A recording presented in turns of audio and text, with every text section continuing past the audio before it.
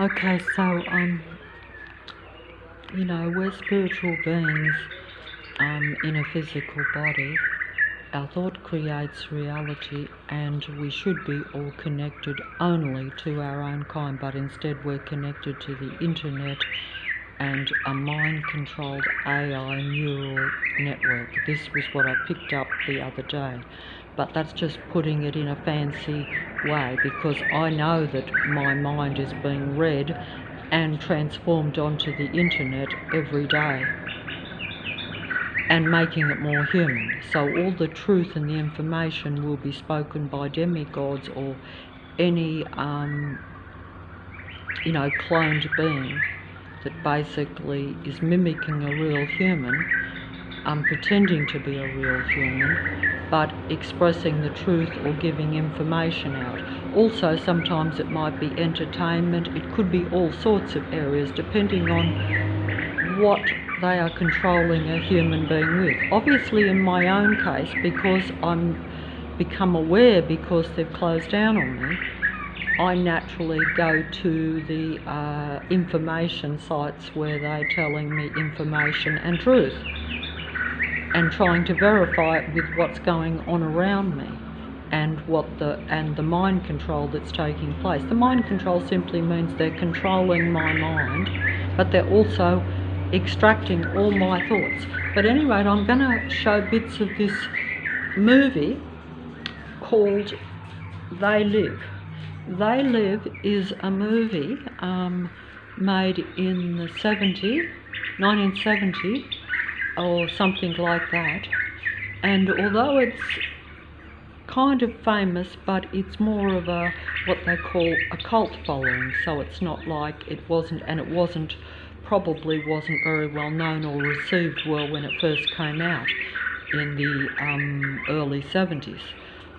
But it's called They Live, which means they live, the artificial ones live, or the controlling ones around us live, while we don't, as I say. But in this movie, and also I just add, because in this movie it was filmed, and those that made it said that this movie is a documentary,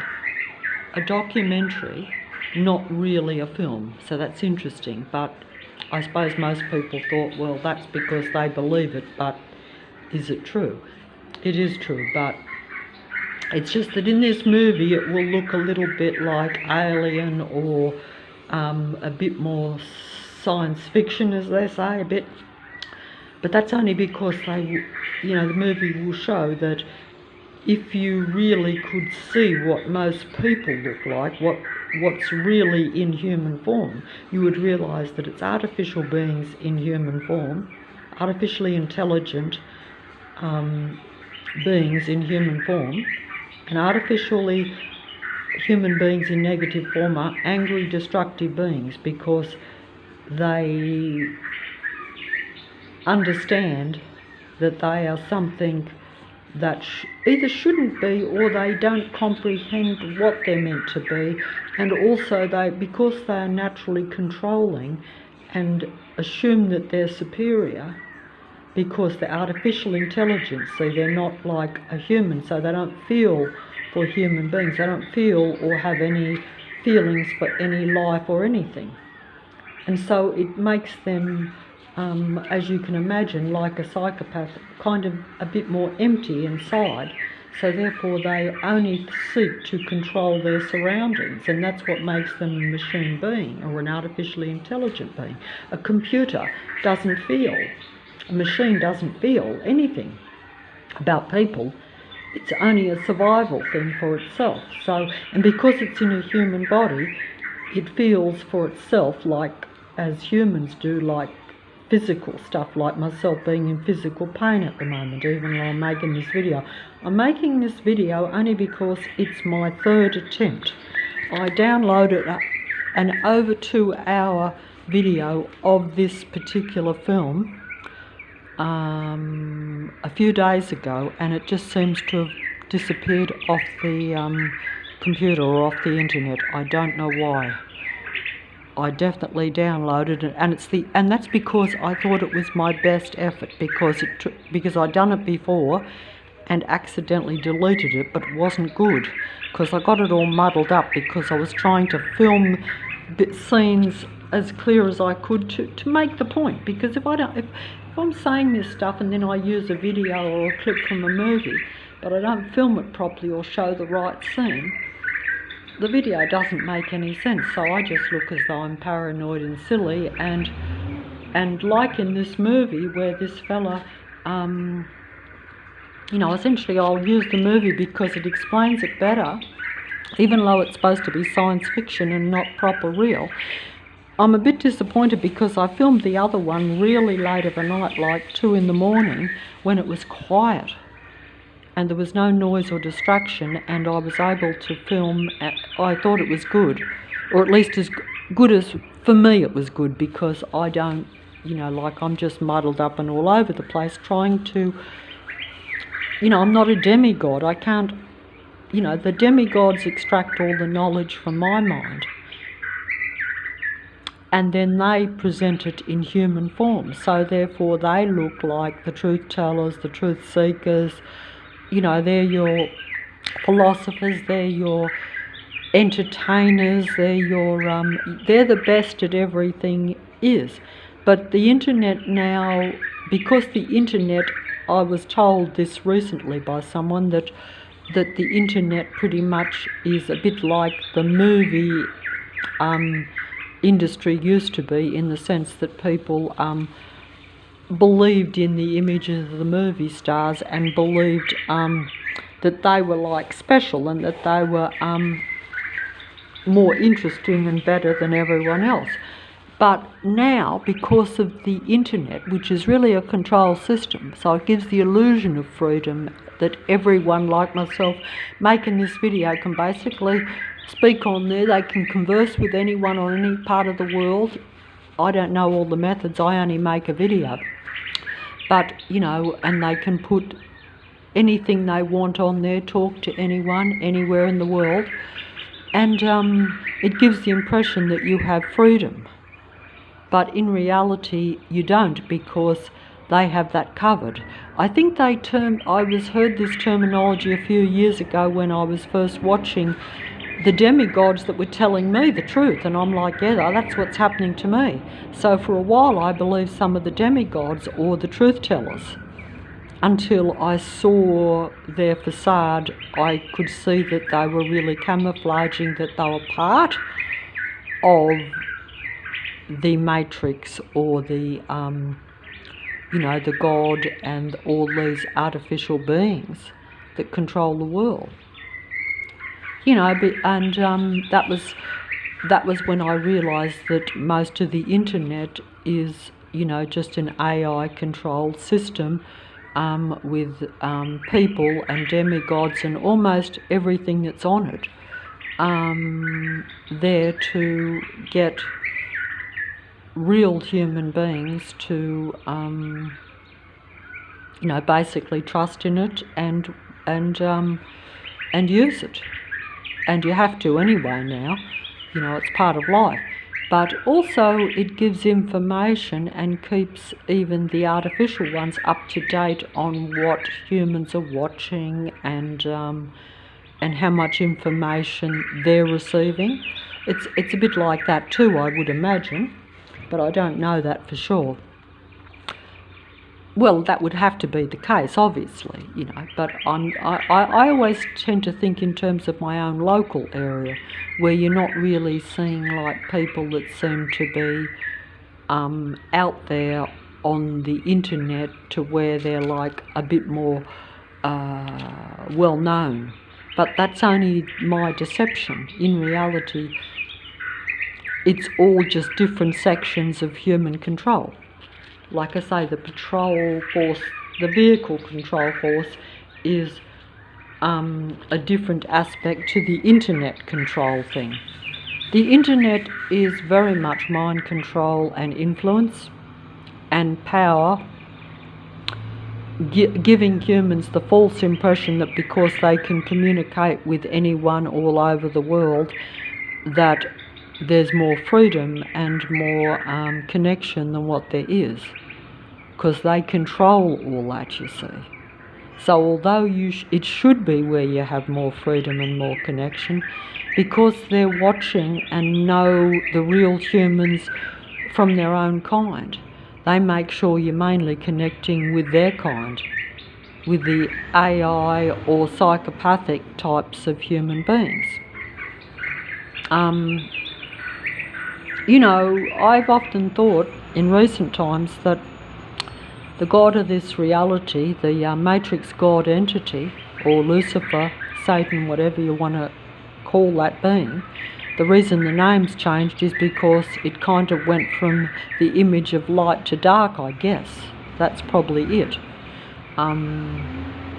as far as I've been told. In fact, I didn't even figure that out, or didn't understand that, even when I knew the Matrix was around me. I understood the Matrix, but I was still I had to look into a little bit of religion, which I had no knowledge of, very little, only the odd movie. So I wasn't aware of the dark entity or the Luciferian control system. Or some people might say it's a satanic control system. They're just words to describe basically the opposing force against human beings that want to would like to be better than what they are, would like to be a little bit more positive, don't want to be destructive and feel bad about it when they are. But I've mentioned all this and it all sounds good and I sound impressive saying it, but it's and I'm trying to be forceful here despite being physically and mentally incapacitated, you know. But I haven't even got the energy to do this movie. I've done it this is the third attempt, and I can't believe that over 2 hour one on it has just disappeared off the channel. I don't understand that at all. I know I downloaded, I didn't actually watch it, but I saw that I had downloaded it successfully. And now it's just gone. And I think that's because I was a little bit satisfied with it, because most of these, when I do these videos, I'm not satisfied with them all, because I know that I'm basically disjointed and bungling it a bit. I might say some things that might sense, but most people would have dozed off before I even get to where I make even one line that makes sense. Because I'm not a professional demigod. I'm not like the ones on the internet where they will make, even though they will pretend to be fallible and human and emotional, they will present fairly professional and succinct and accurate, decipherable, understandable videos. In other words, where if a normal real life person is listening to someone talking about the psychopathic narcissistic nature, which is what I'm focusing on a bit, because that is essentially very similar to an artificially intelligent machine being, even though the two coexist. And for all I know, some of them may have merged, they support one another perhaps. Some may be independent, but I was just going to say that it may not matter, because in many ways, supposing Lucifer, the God entity of this world, or Satan if you like, this dark negative entity that opposes real life humans, and has from the beginning, as you know, from the beginning of Earth, if you take the biblical story to be so. And it seems to fit as far as I can see, because I had to figure it out from my own personal experience. You know, I just figured that frequency, vibration, energy thing that they talk about, and that's the same as a human emotion. Human feeling is frequency and vibration. And only a real life human being has the potential for all emotions, good, bad, and in between. That means happy, or very unhappy, feeling creative, thinking creatively, or thinking destructively. So you're sending out that energy, whereas the AI beings don't give out energy. They consume energy from human beings. They take the negative energy and it fuels them. It brings them to life. It keeps them going. You know, because they've thrown away when artificially intelligent beings were brought into existence, and also when the humans or some humans interacted with the artificial beings or with non-life, or when they messed with the way that human beings create life. This is something that probably I became aware of in the last few years when I thought about how, and actually someone said how they were delivering artificial stuff to the hospital for women that were supposed to, you know, give birth or something like that. And I thought, how common is that now? And that's right, like in reality, there is very little probably natural conception. In other words, natural creation of life between a natural man and woman. And I've said before, if it's not brought into being through high vibration, in other words through love, this also will create problems. But essentially most babies are test tube babies. We've all heard that. I heard that 30, 40 years ago even. You know, and you just think that it's not very common, and because you think it's not in your local reality, you think, oh, it's just some one-off thing, or maybe only the rich and famous do it, or the wealthiest people, or the science, or you know what I'm saying. But in reality, all these things are common now. So there's no natural, spiritual, loving interaction, human creation of life. It's all artificial, and once it becomes artificial, you lose that ability to create a positive human being, or a potential positive human being, you know. And then of course circumstances come into play from the day life comes into the world, including yourself, where you're deliberately suppressed. All real life will be suppressed or given very difficult circumstances, very unpleasant circumstances, difficult childhoods, trauma-based childhoods, which most people deny or try to get over or compensate for. This is, they say this contributes to a psychopathic type of personality. Of course there is usually manipulation, I think, in the womb and in the hospitals and things of the actual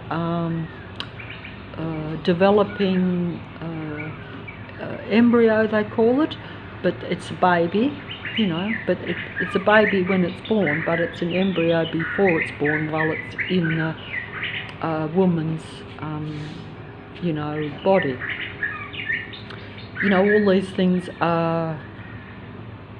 things are going against the natural nature of things, you see, or against original creation, and therefore they're non-spiritual, even though we accept them as normal, which I would have too. But basically that's what's happened in this end time. You now see that lots of things are turned around, and it doesn't matter whether you agree with them or not.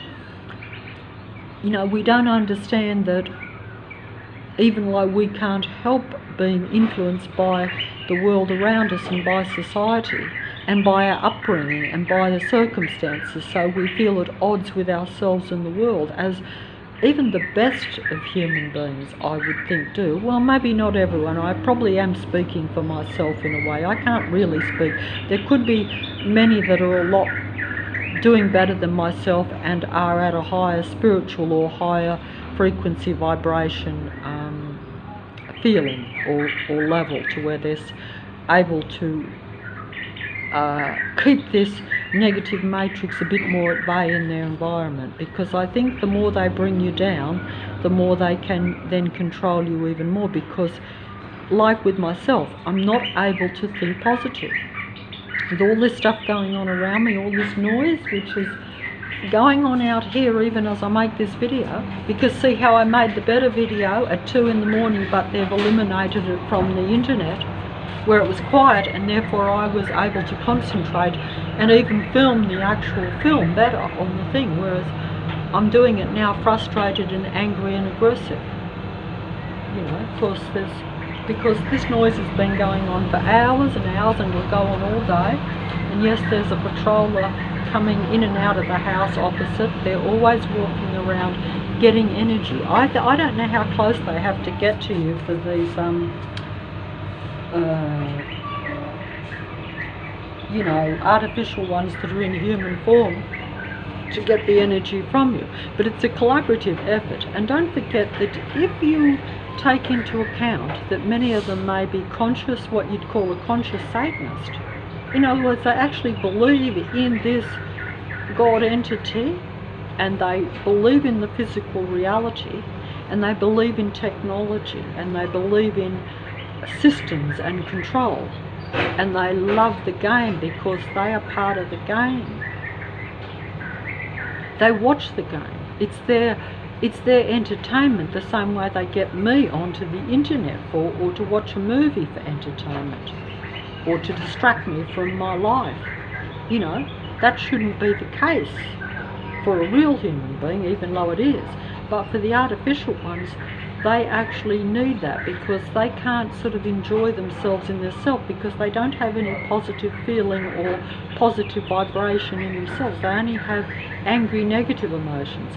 I saw 2 AI beings, or 2 robots on the computer. They actually shown this, and this was meant to be like now, but of course everything is really 40, 50 years in advance. They just don't tell you that. So what they show you on the internet in many ways is only what they want you to know as information is leaked type of thing, or comes out. But what I am saying is that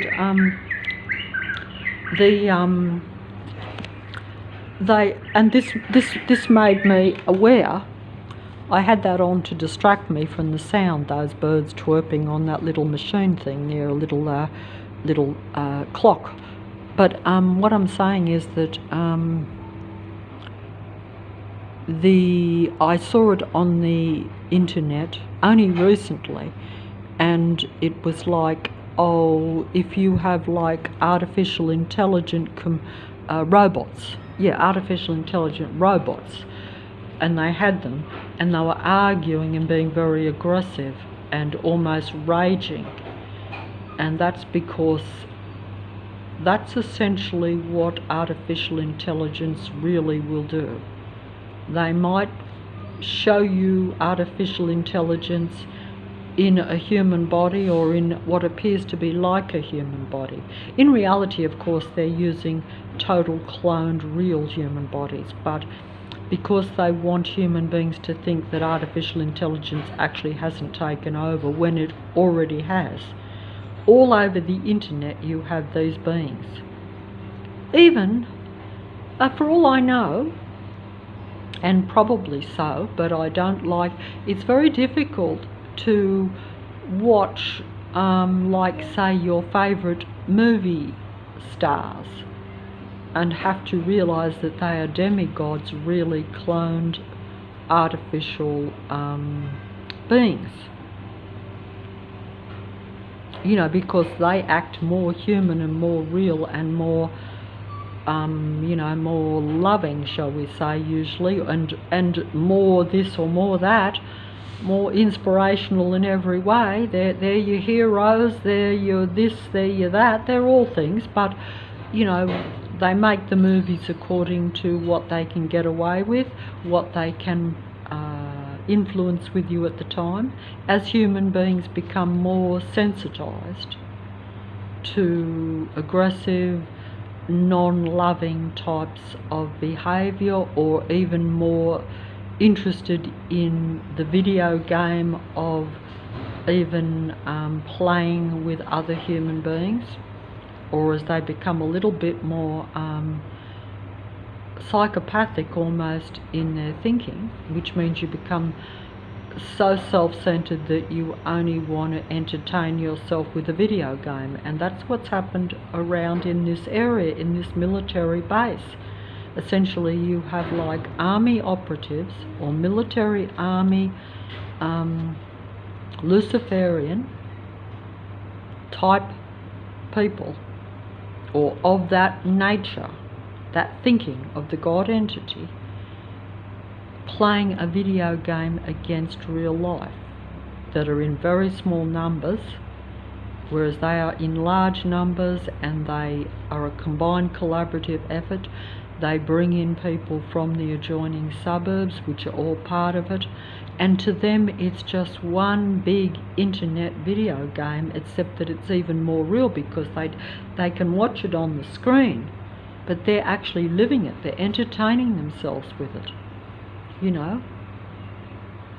And if they like driving cars and like driving big semi-trailer trucks and like driving buses, they can now drive them aggressively, they can drive them where they want to, they can patrol and stalk. And I was about to say humiliate, because it is degrading and humiliating for myself daily to be surrounded by these people and these vehicles and this, you know, stalking patrol system. It makes you feel very small, it makes you feel suppressed, and it's like a bully at school, as they say, and these are like adult bullies, and that's how they will be described, and they have been described even on the psychology sites, even though they are described by psychopathic, narcissistic bullies that are your internet truth givers, tellers. That's the funny thing about it, or the joke that's on me and anyone else that isn't part of it, or that doesn't agree with it, because you could be in agreement with it in the sense that you might not care about a few human beings, because you might not realize that your reality will go down if you don't. It, like when they close me down, they're also closing you down if you don't want a controlled, very negative reality. If you think that you can be free but defeat or close down a real life human, you're wrong about that, because it's only a real life human being that has the potential for good and bad feelings, happy or unhappy, positive vibration or negative. Once it means that they're closed down into negative vibration and there's no one left to raise the vibration even a little bit, this gives this military or this army satanic controlling people, or androids really, or even if they're just psycho in nature and can't help but be negative and self-serving, it gives them the full power then. And it means that you will not have any freedom, you won't have any potential to just live your life. You might think that it doesn't matter if a few real humans are kind of defeated and controlled that way, but it affects your reality, your environment too. And this is just something where maybe some that might enjoy playing the game, might enjoy being a hunter or a bully, and you're the prey, you're the deer. You see yourself as the lion and you're hunting the deer, or the hunter hunting the deer with a rifle, and it makes you feel it's just a fun activity for you even. It gives you a buzz. That's how hunters are, even though, it's not for me to talk about that sort of thing, but basically obviously I don't agree with it, but I can understand how they could get enthralled with that kind of game or that playing. And if they're sort of brought up to it, or they've done it for a lifetime, it's like everything. You think it's acceptable, you think it's normal, and you think it's okay. It is okay for you because you don't feel any sense of guilt or loss about it. You don't relate to the animal. You don't relate to the animal at all. You don't see the animal as living, and even if you do, you're like, it's here for your entertainment, or even for your food supply, all that sort of thing that is generally normal to some extent. But it probably really isn't, but hey, it's not for me to say that, because as human beings change over time, it becomes necessary to eat different foods, and this is the case. So a bit like these artificial beings, you become dependent on it. That sound has completely stopped, so I am going to take use of it and film this bit of the video, if I can.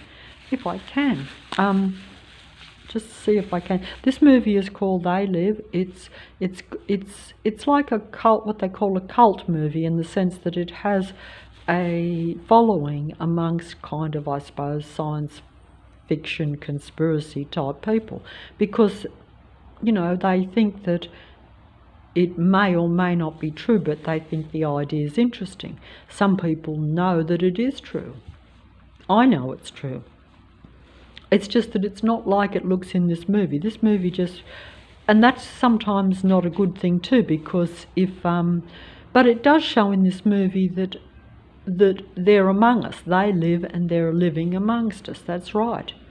And basically, as it's the end time, most human beings probably are surrounded and are being isolated from their own kind. In other words, from real life, or those that they can exchange positive, normal, natural vibration or feeling with. In other words, to have interaction with another normal human being that isn't secretly out to control you or take you down in some way. They're not trying to extract any energy from you. They merely wish to exchange, like I have in my life, wanting to exchange positive vibration. Of course, I have been isolated and segregated most of my life, and I didn't think it mattered so much, even if I became antisocial and a bit of a hermit in more recent times, because I thought, I only have relationships with psychopathic types of people anyway, and they always ruin my life and ruin what's important to me. They've destroyed anything that I value, whether it be, a child or even an animal. But anyway, that's by the way, because I'm trying to concentrate on this video before that sound comes back, which it will, because they haven't cleared out. That's just one vehicle that's cleared out, and they'll this movie They Live just merely shows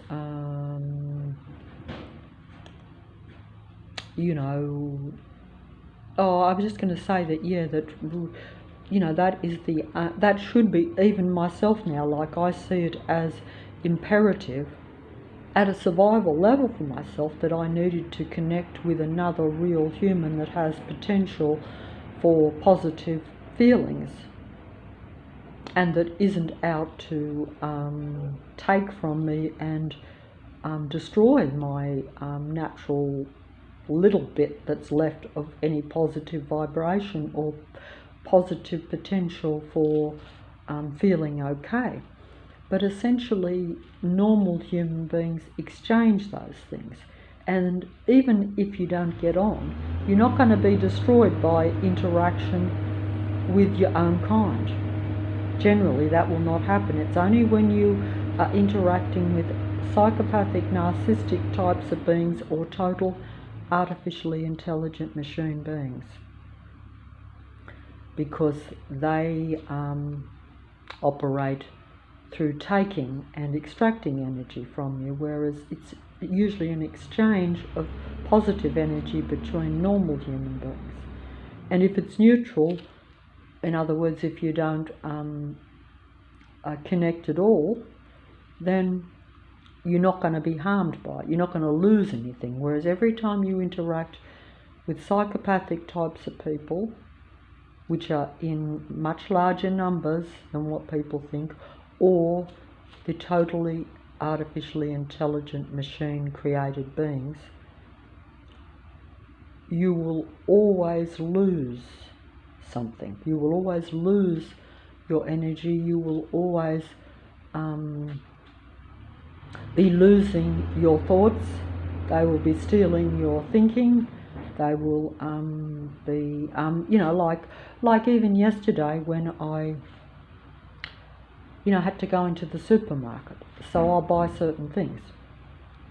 And the people that are, you know, they're always loud too. The artificial beings are always loud. They talk loud. They don't talk quietly. I'm talking loud because I've got to override the sound that's just started up again outside. That won't be picked up by the mobile, but I have to shout and talk loud and aggressive in order to override it. That's why I'm disappointed that the video that I filmed, which was over 2 hours, which was late of a night, when it was quiet. See, but they took it off the internet. I can't believe that. How can they do that? They haven't done that before. You know, but at any rate, this movie, They Live, shows in 1970 what, you know, it was taking place then. That's right, it was already then. Already then. Now it's now. Oh. See, they're distracting me because I'll run out of space too.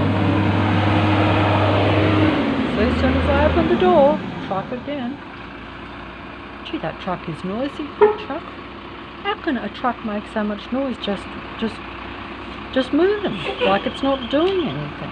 But listen, I'll stop now because I'm filming. But did you hear that noise? That was not doing anything. It was just, why would a truck make? But also all the vehicles on the road make all that noise. You know, they do. You know, the buses. You'd swear they were all breaking down, and they had, and it's aggressive too. See, it's an aggressive noise. That's the problem. It's aggressive noise. You know, it's aggressive noise. You know, it's not like, it's the same with the cars. Like they rev up their engines as they go past, and it's aggressive and makes you feel uncomfortable. And because it's continual too. Like when I go out, it's pretty much continual. You know, like it'll be every third or fourth car that does this, and they're going past like, you know, maybe only a few seconds apart. So it's like continual bombardment of negative energy at you, even through the use of vehicles. They're like, as I said before, the garbage trucks, I saw this early on. I saw them as army tanks, and they are. The buses are army vehicles. They are tanks. They're all tanks, or like you would see as a tank if it was a bit like in this movie where they're showing that the human beings are not all the same.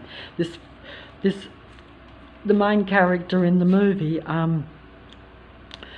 you know, discovers that's right, that not all human beings are the same. That the others, and a large amount that what's around him is artificial. That's right, that they're artificially intelligent beings, and that they're all combined too. That's why I'm going to try to show this scene again if I only can, and if it doesn't get downloaded, but this is a bungled up version, so it's quite likely they might allow it. They don't like it if I put anything that even remotely comes close to most of what's on the internet, or the demigods as I call them. You know, demigods come in various status too. Some are like where you might get a real lot of influence and a lot of people watching and a lot of interaction. they're your more successful ones. It's a bit like movie stars or music artists. Some sell more records than others, but they're still out there getting a certain percentage of the human population to watch them or to be influenced by them. So it's still successful because each person will have some taste. It's a bit like this movie is like it's not what you'd call a high budget, you know, very famous or very successful movie.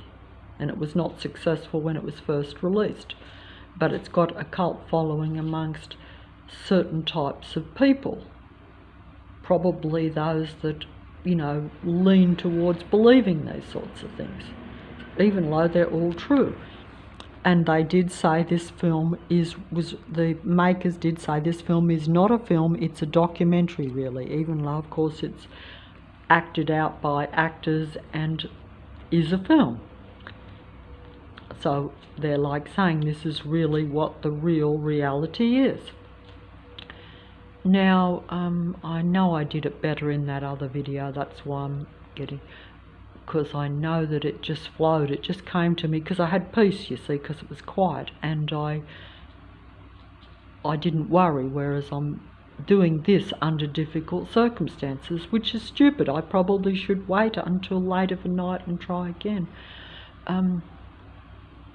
But maybe I think they won't put it out, so if I put a bungled up version, it's better than nothing.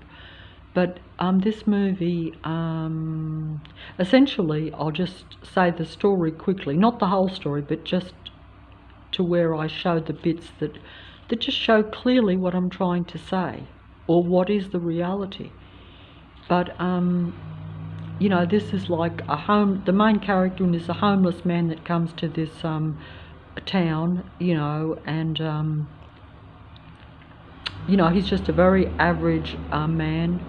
He's not looking for trouble, he's not looking for anything, he just wants food, clothing and shelter and some work to provide him with money to, you know, to get started.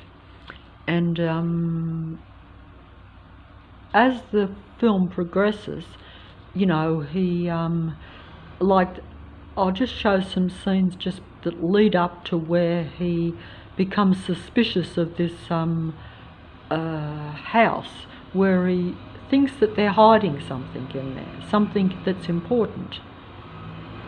And it just turns out to be a cardboard box filled with sunglasses. But they're sunglasses to where you can see the truth, because when you put the sunglasses on, instead of seeing like a human being in front of you, you see an AI machine, or a robot almost like in front of you. Certainly something different to what is a flesh and blood human being. And also you see that there is mind control everywhere, that all the signs and most of what's around you is put there to influence and control your mind. But that's only when you put the glasses on. That's what some people call waking up to the reality, or in my case where they come down and wake me up to the reality, not because they want me to see the truth or want me to know, they beeped the horn there in the background when I said that, but because they see you as potentially, I think, raising that frequency and vibration a bit. And it must be very finely tuned, but of course they are paranoid machine beings.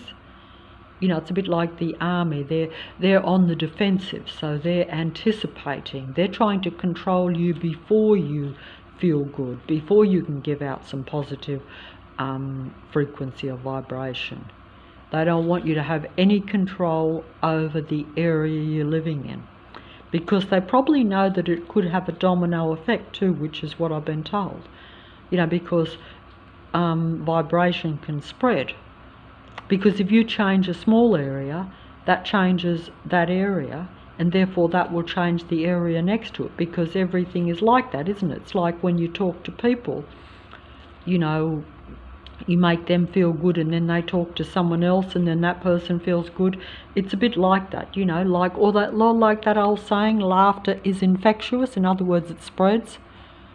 But also the opposite is true too. that bad stuff is infectious, just like the disease that's in my body right now, the infection.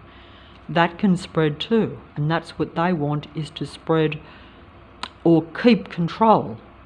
And when you keep control, you must keep spreading low vibration, negative energy, because the army or the military doesn't have control and can't operate for Lucifer unless, you know, a human being is in negative frequency and vibration.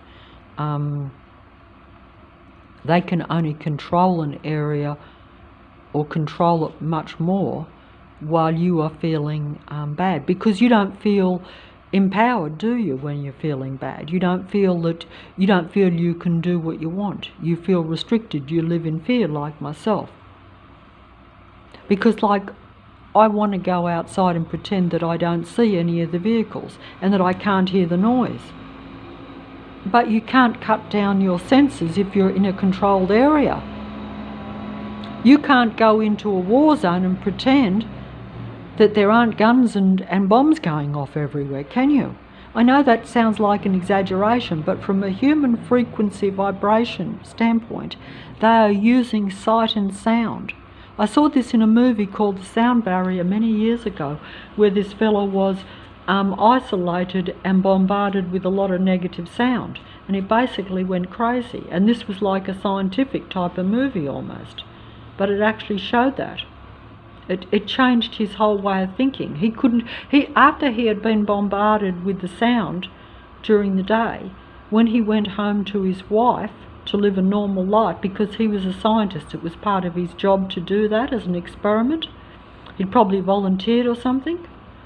When he went home to his wife overnight, he was a totally different personality. He was aggressive and not normal, because the sound creates you feeling bad. You feel hostile. You end up confused and angry, like I am. This is why I can't even concentrate. See this noise out here? I can't concentrate to even make this video. I'm losing time. But I'm just going to show that it's still going, because I have to come out. You see, I just pulled the truck out as soon as I opened the door. Is that coincidence? Once again, showing the not just mind control, but physical control, which is mind control, because him stalking and patrolling, like right in front, is controlling my mood, because I feel trapped and surrounded, you know. But see how noisy that? See how noisy? He's just a truck. He's not even moving, yet he's making all that noise, but he's not doing anything. That is just him deliberately trying to. It's the same as shooting bullets at me, but he's using sound. He's shooting sound bullets at me to bring me down. And that neighbour that has come out opposite there, part of it, and completely ignoring it. If I spoke to him, he'd probably say, oh, well, they're building something. That's what the android artificial ones that are all part of it do. If you bring up abnormalities and how bad this area has become at a sound level and at anything that shows that something's going on, which I did used to do when it first happened a few years ago, because I thought, I want the opinion of someone else. But very soon I realised that, like in this movie, that most people are part of it. You know, and this movie shows that your best friend could literally be a psychopathic android, artificially intelligent being. And like I say, I'm just going to say this before I finish it, but if Lucifer, say, in the end time, which it is, doesn't matter because there's no time anyway, we've said that before, that's it, but it means that it's progressed to where there's more control, and Lucifer and its followers, its relatives, are desperate. Its disciples, I say disciples because whether they're relatives or followers or believers or those that have cottoned on, like this movie showed this, where a lot of real humans had actually joined forces with these artificial beings because they thought that they couldn't win otherwise. And this is actually true. It's like myself. It is a no-win situation. You feel as a human being because you know they're outnumbering you and they've got the technology and the power and the armed forces, literally. And especially as it's covert, no one's going to help you because, like I say, if they're out there bringing me down, but it all looks as though it's just random work and random civilians and normal people walking their dogs and pushing their prams and pretending to even have a good time. They even do that because they know that you're not having a good time. They know that you're bringing you down, so they'll go and kiss and hug and fake. It's all false. It's all staged. They don't feel it. They don't feel any positive, loving vibration for any other person, but they fake it. They want control. Their relationships are all like a psychopathic relationship, exactly the same thing, and many are psychopaths and many are totally artificially intelligent, controlling android beings. But like I say, it occurred to me that even if Lucifer at this end time sort of said, oh look, in that area where I am, for instance, they're like, just surround her with totally narcissistic, psychopathic type beings even, which it isn't actually. It is actually a military control base area, as you can see by the workforce out there, or the army force, the military force. They are military army operatives in workman's clothing pretending to do real work. And there's no pretend about it. They do the work. They've got a duality body, a duality personality, and they have a dual purpose in everything they do.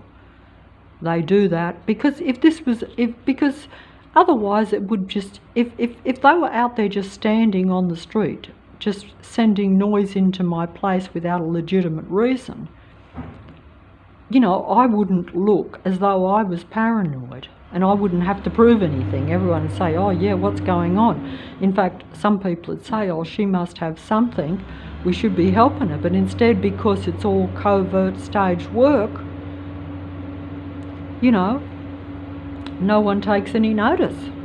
And I don't have any legitimacy in what I'm saying. But this goes on day after day, year after year. What are the odds of they're always making noise, always having work going on wherever you are? And of course, you know, like I say, the sight and the sound show, which is total mind control. Wherever my eyes look, I have flashing lights in my eyes from vehicles or from street lights. When I say street lights, I mean any lights that are on the street. It's always consuming me. It's always taking over my mind. I can't concentrate with that noise going on there to even finish this video.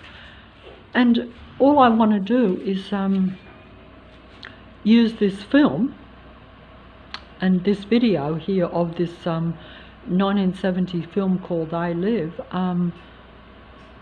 to show the scenes where it shows the reality. But this, I've lost my sidetrack. This is the homeless man that comes to this town, and not long after he does see that the authorities and that there is suppression even in the town at a very physical, local authority level, which I'll show just a few bits. But then he starts to think that there's an answer to something by going into this abandoned house, and that if he can, there's something in there, and it's a box that he finds. He knows there's something in there that they're trying to hide. I'm not quite sure how he figures that out, but he gets the gumption to go up and he breaks down the little hidden wall. He kicks it down and finds the cardboard box with a box full of sunglasses. The sunglasses give him the ability to see what is really going on in the reality, or what the reality really is in a way. But if you're a real human, you're not going to have sunglasses, no. You're going to have to figure it out for yourself.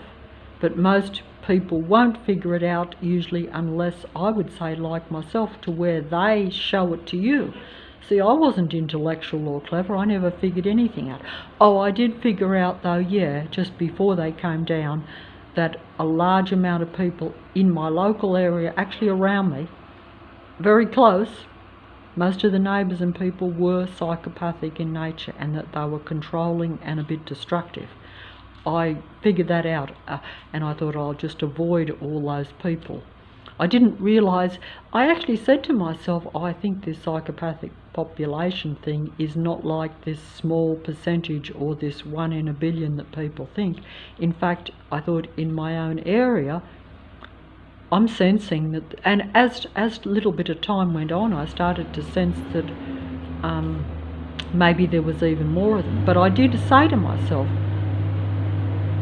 these people are in a lot larger numbers than what I could have remotely thought. And I thought, why are they all around me? And even at that time, I didn't realise that it was everyone, you know. But I thought that, hey, if I keep away from them, most psychopaths won't actually harm you unless you interact with them and get too involved, like I had been in the past. And it cost me dearly, cost me everything. That's actually bottom line. So, cost you everything that's important to you if you involve yourself with these types of people. But what you don't realise is that they're actually not even types of people, a lot of them. Because if you're in a human body, or even what they call the clone body, that's just another way of saying it's a human body, but it's artificially created. It's created in a laboratory, or artificially created. It's not created between procreation between two natural, normal, male-female interaction.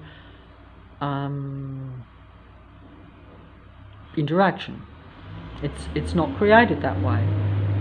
There has to be some sort of artificial intervention,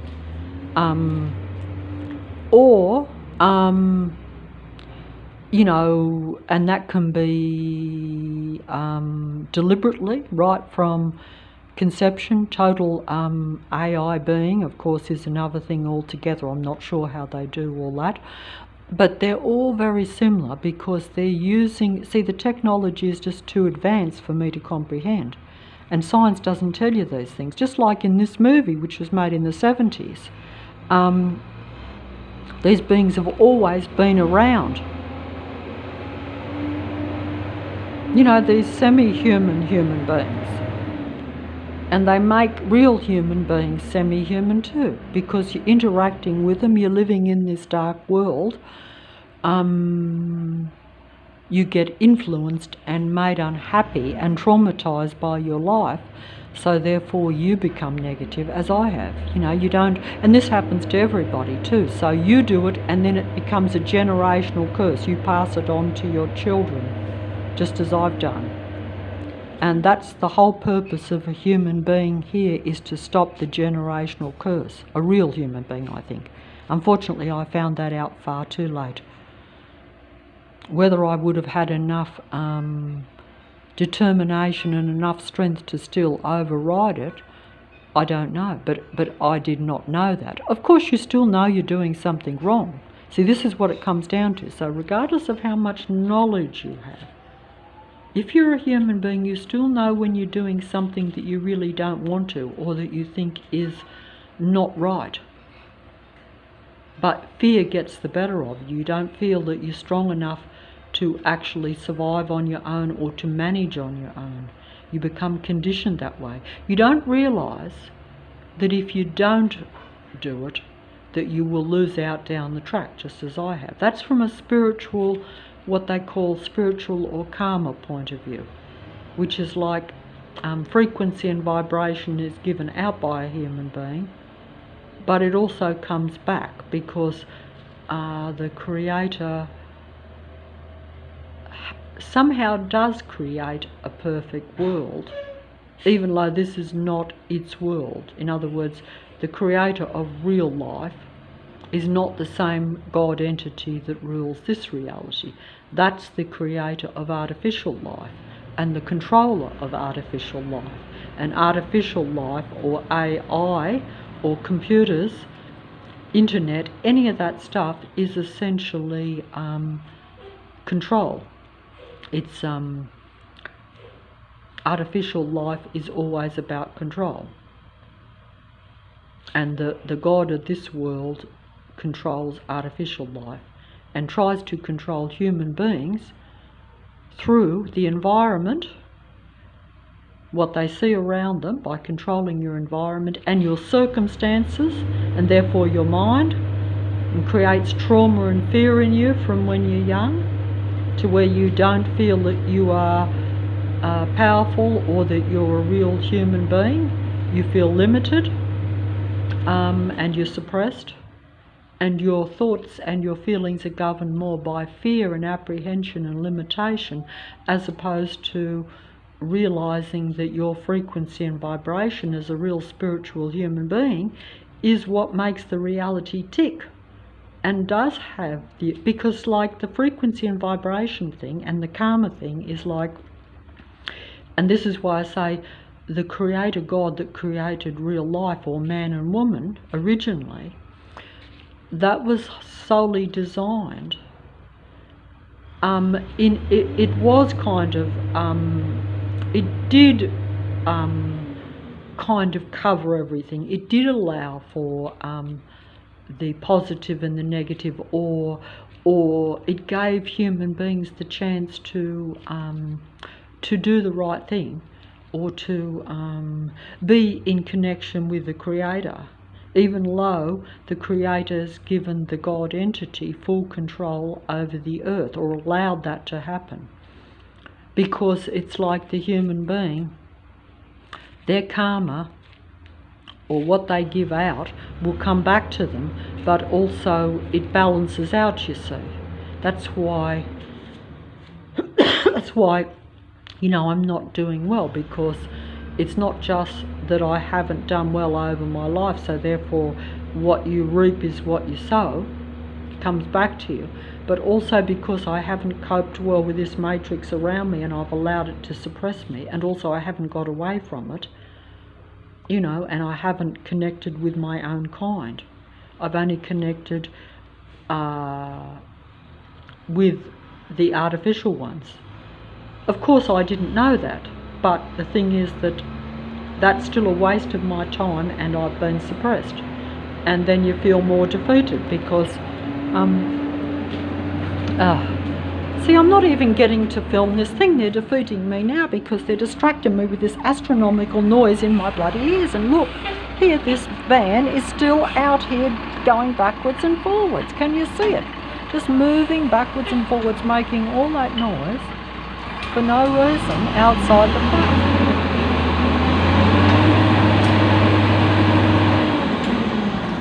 Anyway, I'm just going to try to film.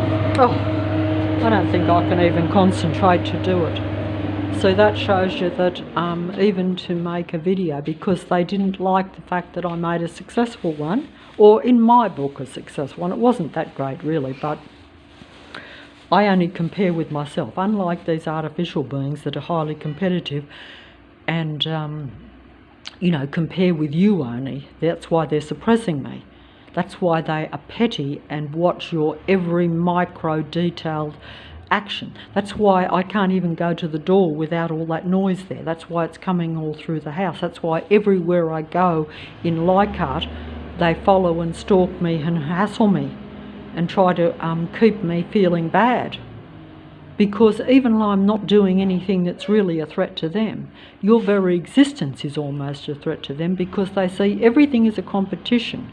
If you do the silliest thing, which is not competitive, it's not like you're in some great sport or doing some creative activity, but essentially they know that they're stealing all your creative thoughts and all your intelligence even, and putting it onto the computer, onto the internet. So in a way, they envy the fact that they're an AI machine, which means they're really only retrieving human thought and then getting all the attention for expressing it through the internet, or even if you're interacting with them personally, they're doing the same thing. Some of the artificial intelligent beings just do it better than others, just as a psychopath is more able to seduce with the power of its personality, its charisma and its charm and all its false good points better than some others. Some will be highly successful in this reality, whereas others will be less successful. But that's also a good and a bad thing in their mind too, because this is, like I say, if I don't compare with anyone else and just thought that that video that was deleted was my best effort, even though I know that most that are on the internet are saying similar things and doing it much more professionally and much more succinctly, as they say, clearly in other words, to where people will believe them and watch them, whereas they will not watch mine. I wouldn't watch my videos. No way. I watch the demigods, even though I know that they're false. They're false gods or false people or false androids, depending on their position. You know, when I say a demigod, that usually means someone that's fairly well known. It's a bit like, you know, the music artists, those that are in the entertainment industry are well known and they have influence, particularly on, you know, certain groups of people or younger ones. It's, you know, we know this. Everyone will be influenced by what interests them, but that's just still them catering to all the different individual humans in order to influence them, control them, and ultimately kind of keep them watching, which is a form of suppression, because if you're watching something that's not really a benefit to you, it's consuming your time, it's influencing you, instead of finding your own kind, a real person that may not impress you as much. You know what I'm saying? No one wants to talk to me. They want to talk or be influenced by the demigods. But that's only at an internet level. At a local level, it's the other way around, because I'm on a military army control base, so those people actually are aware of suppressing me. Now, whether they just see it as a fun game, like I say, like the hunter versus the animal, you know, to track them down, which is like stalking, you know, controlling them, cornering them, and doing it slowly and enjoying the process, enjoying the game, before they eventually completely overpower them and, you know. Yeah, well, doesn't sound so good, does it? No, but it just occurred to me. But I'm just gonna try to show this movie. See how the main fella in it is becoming aware that, look, the army, like, see that army truck, did you see that? Look, see, they're coming in, see, this is just in his local little town where this is all happening. Helicopter, yeah, the helicopter surveillance, you see, and they know what they're doing. And they're looking for particular humans. In this movie they are. See, they're actually chasing particular humans, tracking them down and getting rid of them. This fella that's come in, this homeless man, he's trying to avoid it, but he's wondering what's going on. Actually, there's a red hue on his face too, which is showing satanic possession in this, strangely enough. But that's because all these movies are made, you know, by the God entity of this reality. Even the movies, even if they're telling you the truth, because they have to tell humans the truth. I figured this out a few years ago, but they hope that most won't believe it. And even if they do, they would use the demigods or send other people in to keep them under their control. A bit like, you know, they will endeavour to hope that you will connect only with their kind, or the androids or AI machine beings, or even those that are psychopathic in nature, because they know that if you let the psychopaths run amok, even in an area, that would be enough, even if this wasn't a military area.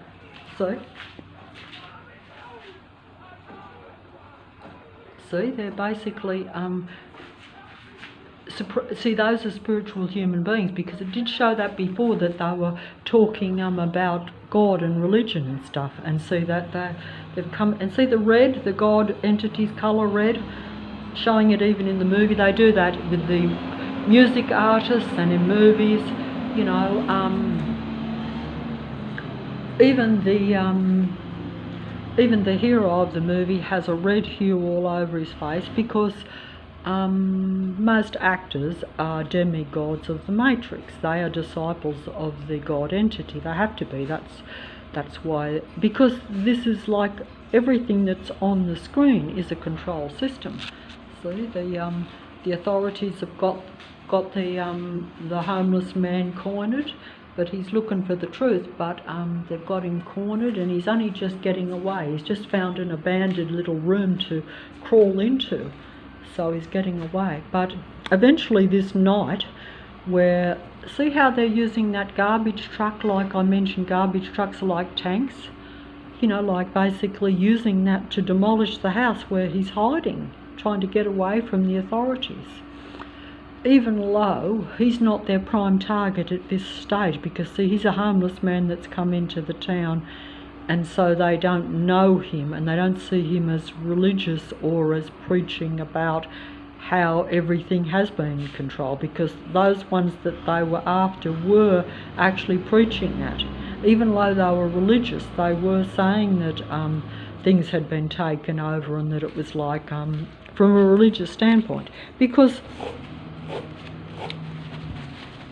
it doesn't matter what standpoint you take it from.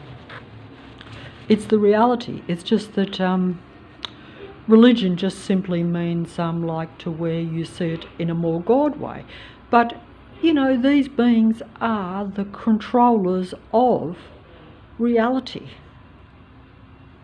Just as human beings, thought creates reality, but we've been kept in the dark. That real human beings, because they're connected to Creator, like if you're the offspring of a Creator, you have that in you too. That's why the Satanists control real human beings with all the sound that's going on around me here. And then on the internet, everything is about controlling real humans to keep them limited to where they're not aware that they're connected to what you call source or real creation, that they don't realise that the technology is really suppression.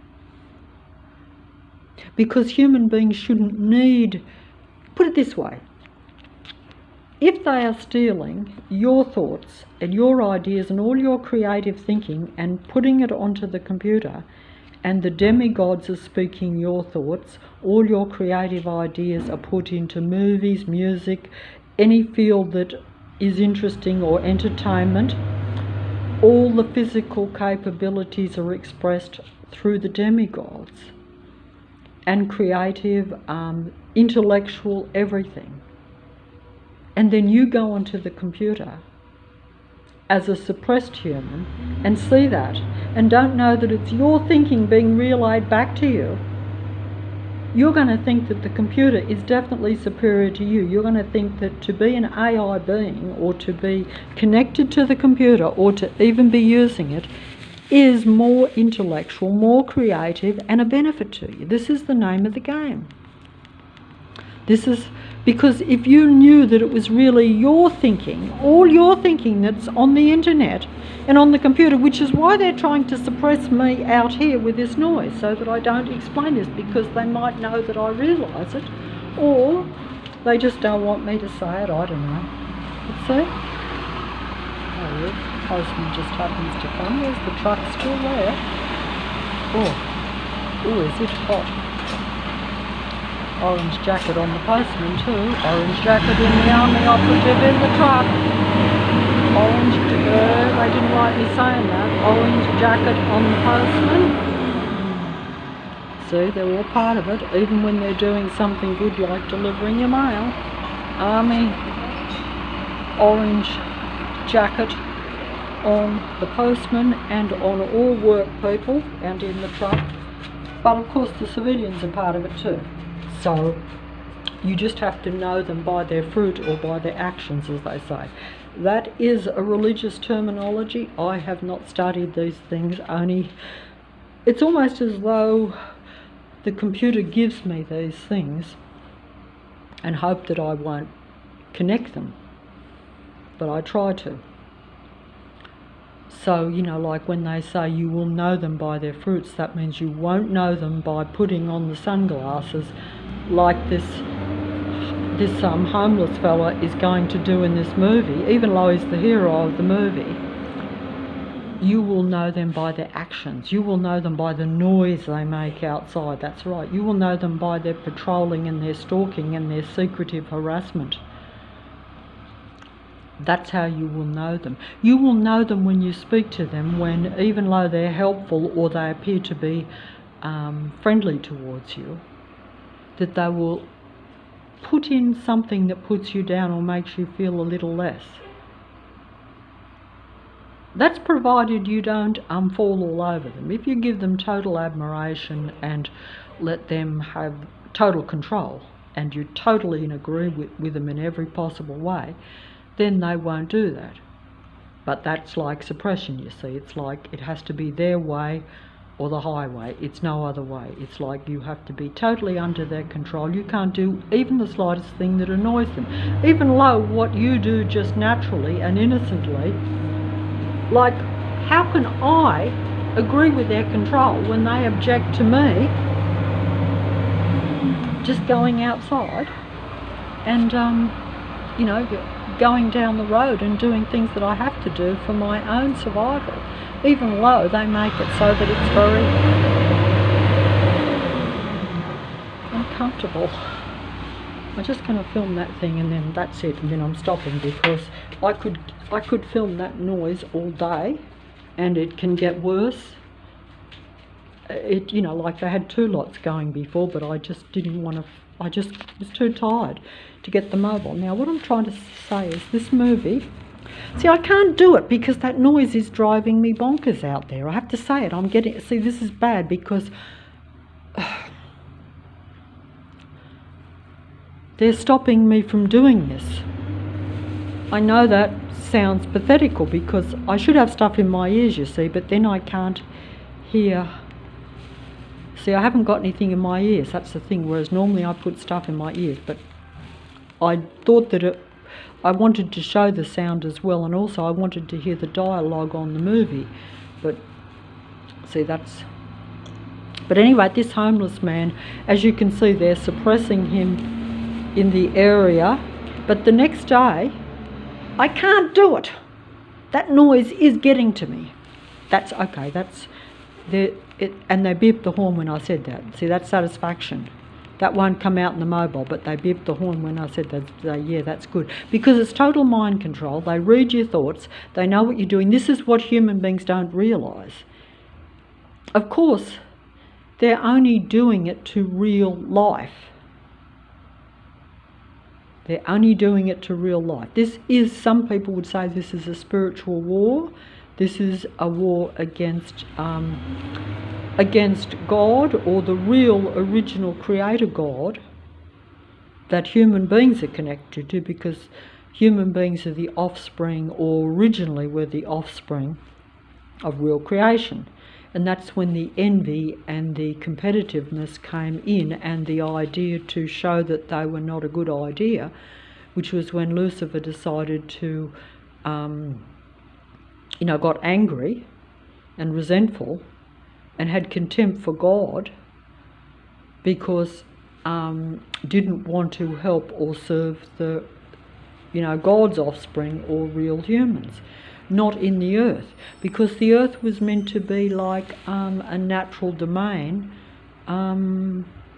probably a way of making something nice that that should have raised the frequency and vibration, because see, if everything's frequency and vibration and energy, and you create a natural pleasant world with potentially high frequency vibration beings, humans, and there's no reason they shouldn't be high frequency and vibration if they're given a very good environment to live in. Unlike the earth now, where I'm being surrounded, but also it's a karma thing too, see, so because all creation is also subject to its own karma.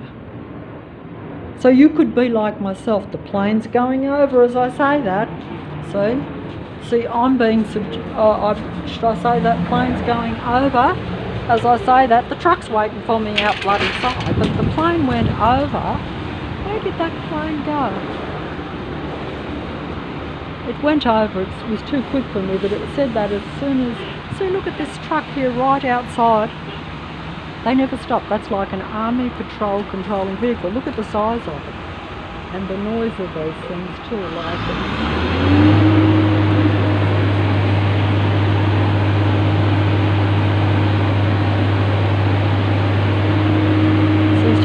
Stand there outside. See, those trucks could go further down. They don't have to be outside my place. Also, my place is falling apart and I was hoping to get a repair done today, but they're not going to turn up. They'll turn up tomorrow or the next day when I'm too sick to even get out of bed. That's how it works around here. See, that's why I'm trying to, because otherwise I'd try to get down the road, even though it matters not, because the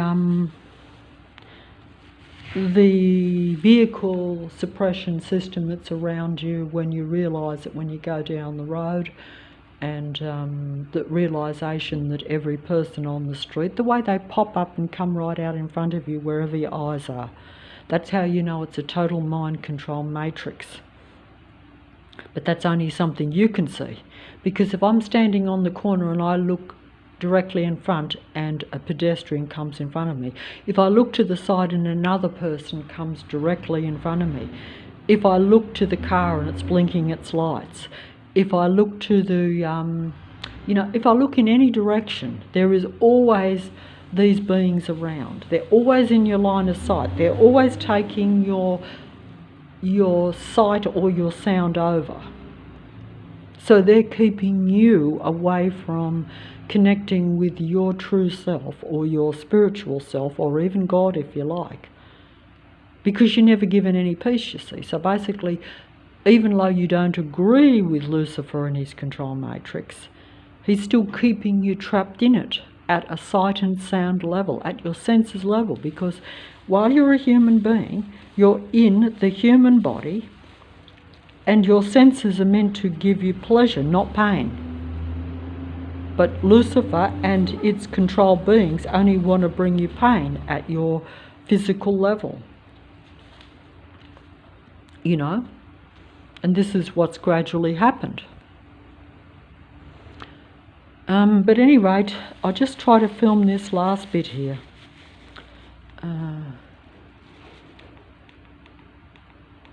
I was showing that the authorities were closing in, like with literal army there in this movie, like you had your, I would just show it, hopefully it'll come out.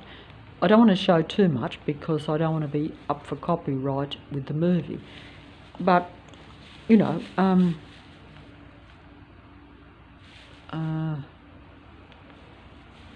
I know I filmed it better before too, so I keep thinking, see, I've got to try to focus and say, forget what's happened, and because it doesn't matter probably really. But see, all those, they're wondering what's happening. See how they're demolishing all the homeless people's quarters with their trucks. They're totally coming in, see, they're demolishing all their surroundings. See, demolishing it, and the armed forces are coming in, and they're basically the helicopters, see, and the armed forces are taking over and destroying all the homeless people's quarters. because they're looking for a few spiritual beings that were trying to spread the word, as they say. You know, they were trying to tell people that they're being controlled by technology. Because this movie is about that. It's about the fact that you're controlled by technology in light of the reality that most of the people that are around you are like this, and they're suppressing real life and, suppressing them, because those were the ones that was trying to spread the word, telling people that even everything that was on the TV, because this is 1970, or the internet, was mind control and was trying to trick you, fool you. But also this movie shows that most of the people that are around you are something else again, that they're not, they look human, they will pretend to be, and you will think they are, but they are not. So this is what this movie shows. Now, I'll just get, and then this homeless fella eventually, see how they're after them? See how they're after them?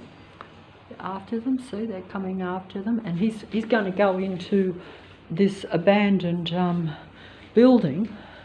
They're going into the abandoned building, but they're not going to get, but then they're demolishing the building. But eventually, see how they've got the big truck demolishing the building and all this, see? I just don't think that I'm showing it very well, but can't get the sound up.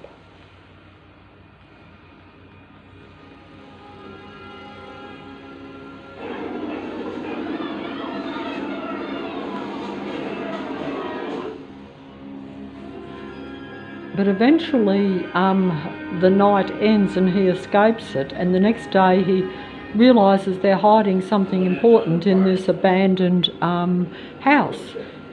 And so he smashes the wall in and sees this box full of sunglasses hidden in there, the sunglasses that can show you the truth of the reality. And this is, I'm just going to film this bit because it expresses it better than what I can in words, because films do that, even though, yes, films are still part of the control system. They're still part of the computer, the TV, the internet, a screen. Any screen is control. But also it's what's around you, it's the reality, but you just don't always see it in the reality. See, this movie was like where those real humans were trying to tell other human beings about technology or the TV controlling them back then in the 70s. But, you know, so I have to turn it up if I can, because the mobile doesn't pick up the sound too well. And I've got sound outside and I am very, very, very, I've got the sound going outside, but I'll have to try to just show something here. But just try to show this film. See, that's the abandoned place where he's starting to wonder what's in it. And he's thinking there's something special in there, they're trying to hide it.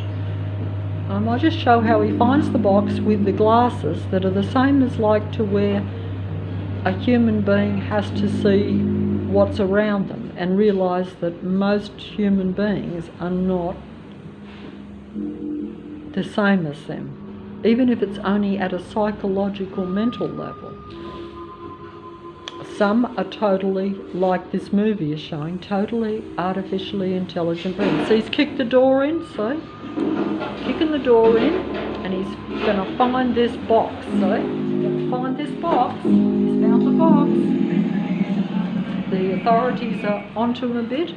He's aware of it though, so he's hiding. He's careful with that box. He's going to have a look at that box on his own, if he can.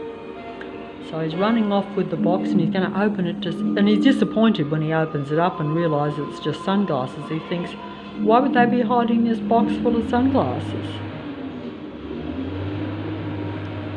And he throws the box away but keeps one pair of the sunglasses, thinking, well, I suppose I've got a pair of sunglasses to wear. But when he puts them on, then he sees that all the human beings around him are not the same as him, that they're not human, and that there's a lot of suppression and control even in the environment.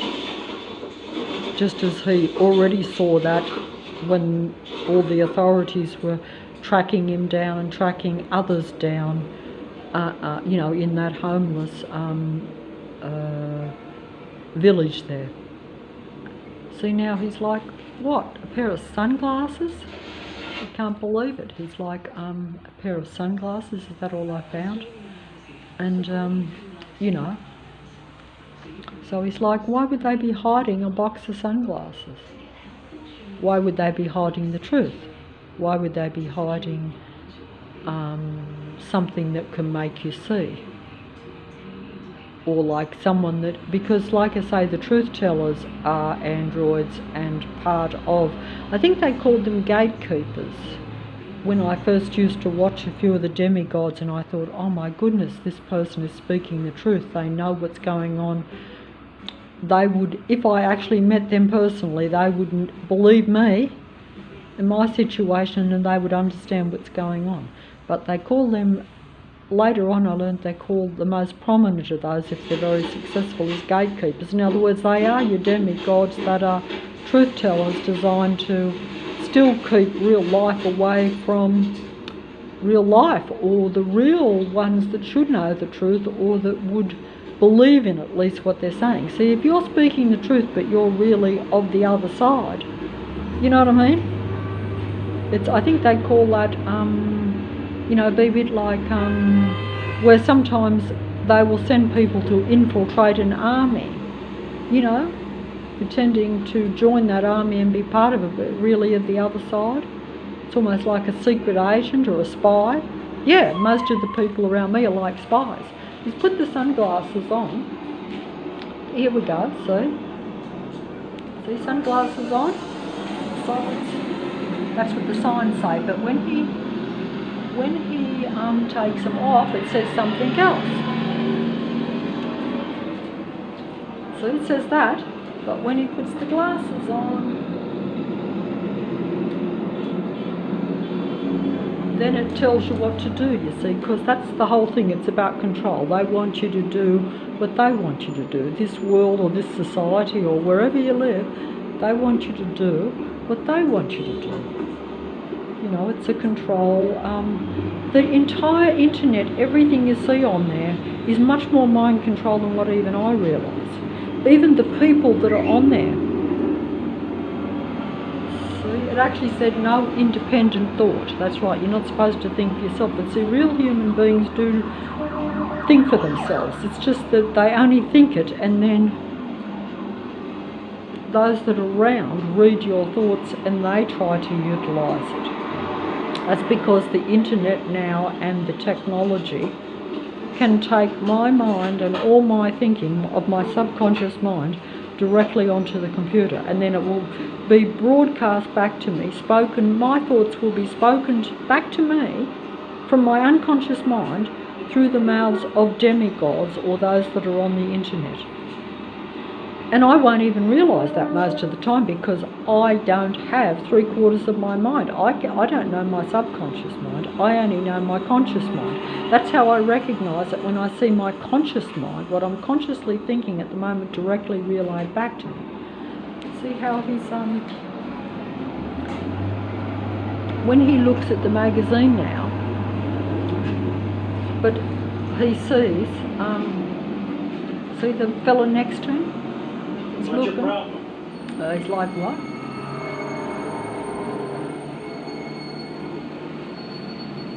I said, what's your problem?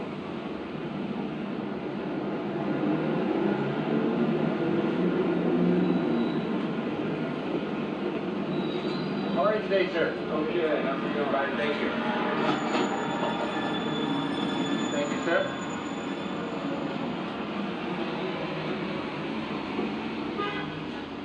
So he's like, Thank you. everyone is not the same, you know.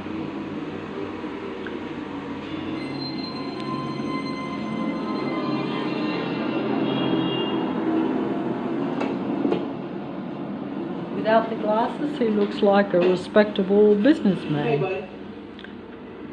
But You gonna pay for that or what? when he looks at him and sees what he really is, he sees that he's an artificial, Look, buddy. I don't want no house today. very Either pay for it or put it back. negative human being. Or not human being. Doesn't look like a human being at all. So, anyway, I don't think I can continue on with this. See, the surveillance is being shown there. I think I might have to just fold up. I filmed this whole movie the other night, and I showed the see, look in the shops around.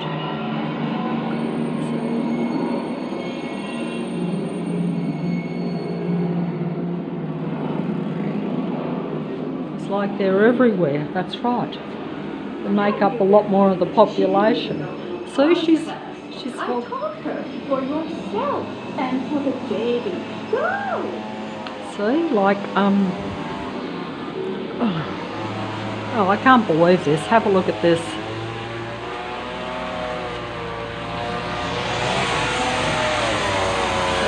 See for yourself. The army is back around. They're not even the same army. They're different. Look at this.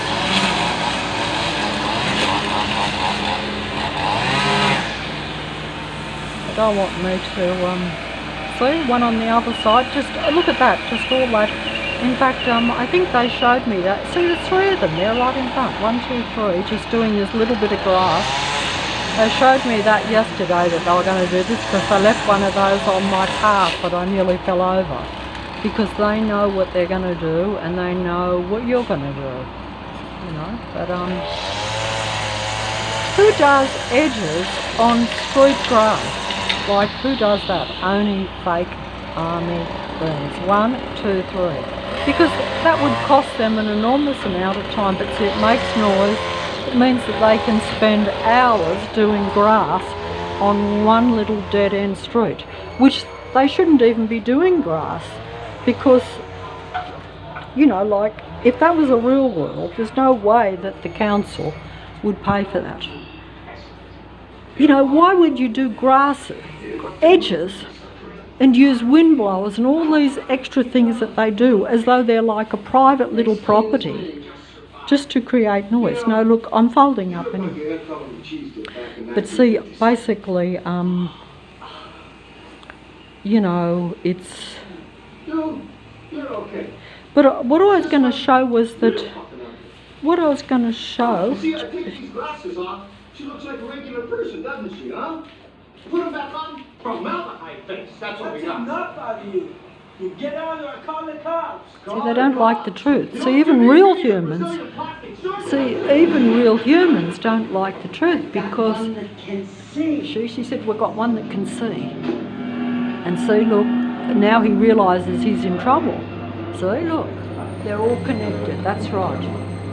They may not look like that, but they are all connected, like outside my door now, and everyone on the street, and every neighbour, every person. And he just said, I don't like this one bit. Not one bit. See, because they know now that he can see. She's, you know, like she said, we've got one that can see. That's like when you wake up and you realise what's around you, which is what happened to me. Except now they're obvious, but no one cares, you see, because they're all part of it.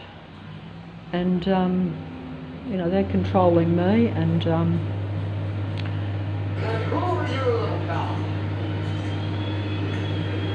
I mean, I'm trying to film this when I got all that noise going. You've seen them. See, those street ones that are doing the lawn out there are connected to the same ones that are all those trucks that you saw in this same video, assuming that I'm getting it all. They're all part of this military base where I live.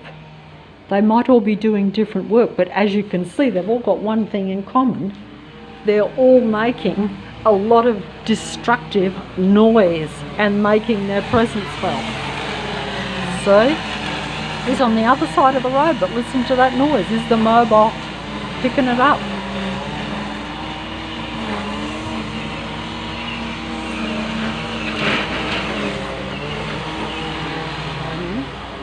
See, they've stopped with the trucks there next door, and now they bring on the street army.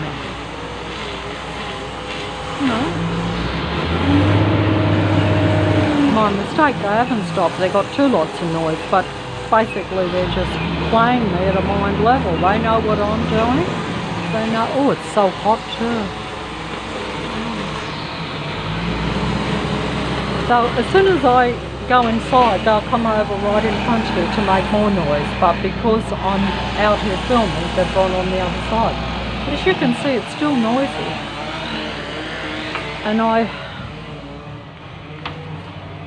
am losing enormous energy, getting very angry, and that means that they can keep that physical pain going in my body too, you see, because my frequency is low, and they can keep that infection going.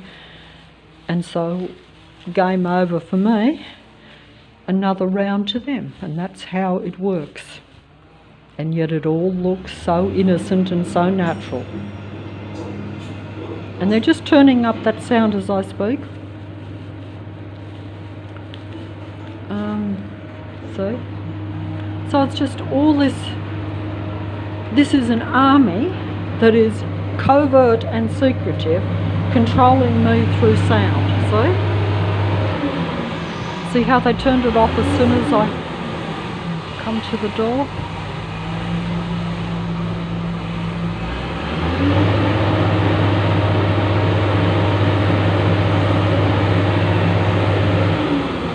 But see, I'm giving them attention, so they're getting my energy. So even though they mightn't like me filming, they're still on top. Oh, jeez.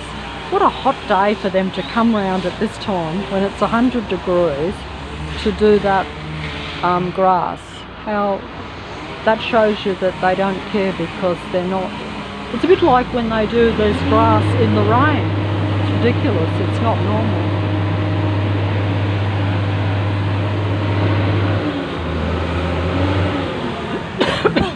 Oh, they're blowing up all that dust all over me too, which they know I've already got like asthma. So now in this movie, this fella gets seduced by this girl too. He thinks he's found a real human. See, as this movie's progressing, he thinks he's found a real human. But I'm just going to show you, he's like, oh, I found a real human, a woman, but he ain't, you know.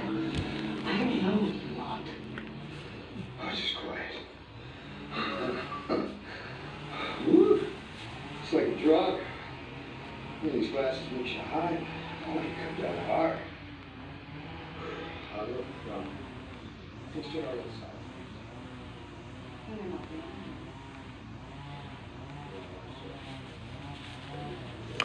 See, that noise is like very aggressive. It's like room, room, room, room, room out there. That is deliberate. That is all deliberately, not only staged, but they have geared those machines, those apparent grass things, to make what is a very destructive mental noise for human. They've studied the human mind, just like that movie, The Sound Barrier, where they were trying to discover what sound they could use to affect a human being. Listen to that, like it's only doing the bloody edges of a lawn, and listen to that noise. Can you see it? And they're wearing huge headphones where they can't hear a single thing.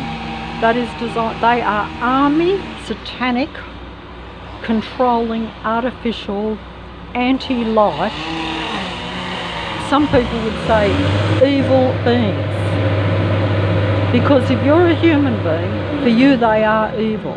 They are against you, they are negative, and everyone on this street is the same. They are just obvious. They are just obvious, but everyone else on the street is the same. So you've got, as you can see, every day I'm surrounded by all these different workforce, but it's not a workforce, it's an army. Controlling,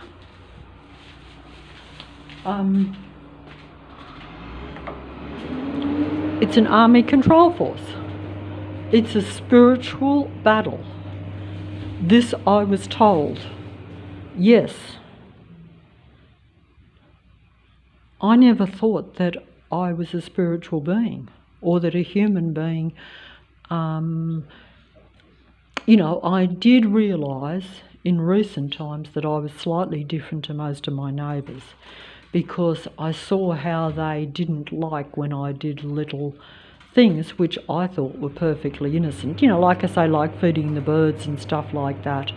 And I also noticed that they were taking notice of little things that I was doing. I didn't realise at that point that they were completely surveilling me and tracking me and watching me and essentially stalking me. No, I didn't know that. But I still noticed that they said strange things at times, and that they knew things that they shouldn't. Because if you don't tell someone something, that means they're watching you when you don't realise they're watching. You know what I'm saying? And also that they are given access to your thoughts. How the lower AI interprets your thoughts as opposed to the higher, I don't know, because like I say, it would vary. Because I don't understand Lucifer's system or his hierarchy. I know that the world we live in is very much about hierarchy, and they do that with human beings too, they don't you, to make you feel competitive and less. That is part of their game, to where you always feel as though there's a certain social status, or that the demigods are better than you. When I say demigods, anyone who is well known or doing better in any field, especially if it's a field you like, it's like that.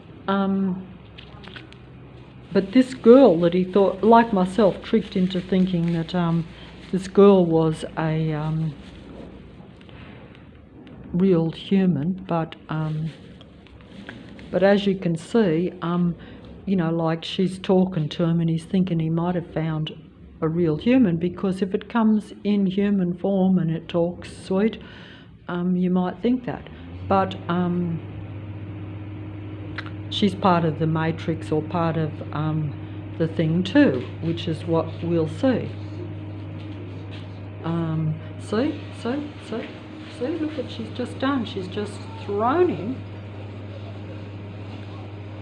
He will survive. He's one tough fella, that one, I'd have to say.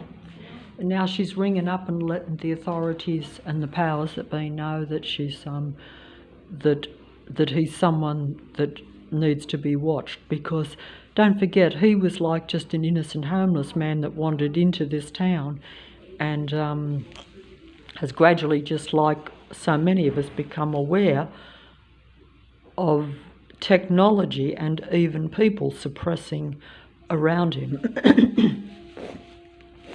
And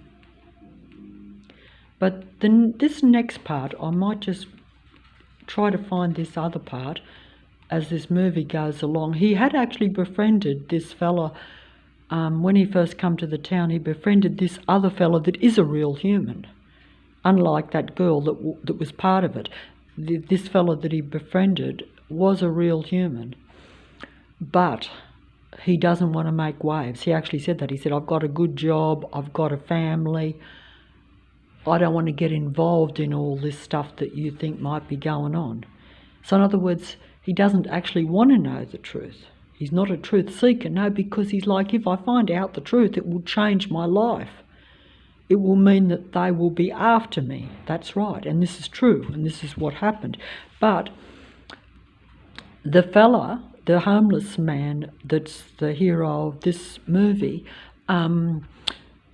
he threw away the sunglasses, and then they got, so he's like, I've got to get a pair of sunglasses and make him see the sun, because when you look through the sunglasses, you just can't avoid the truth, because if you see that you're looking at a monster instead of a real human,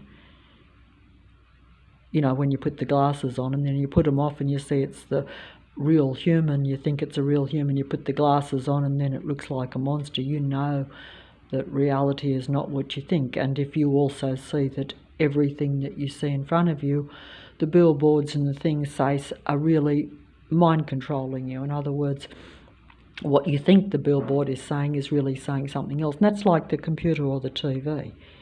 The words that are coming at you are from the demigods or from those that are trying to control you, but also they are mind controlling you.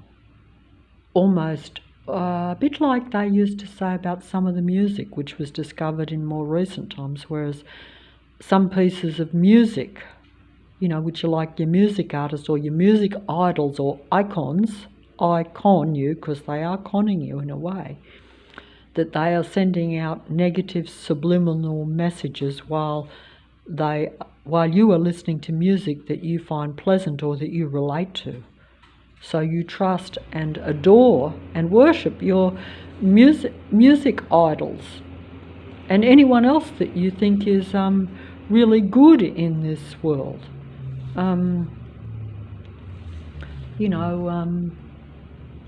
It's like that. But like I say, the music often has subliminal messages.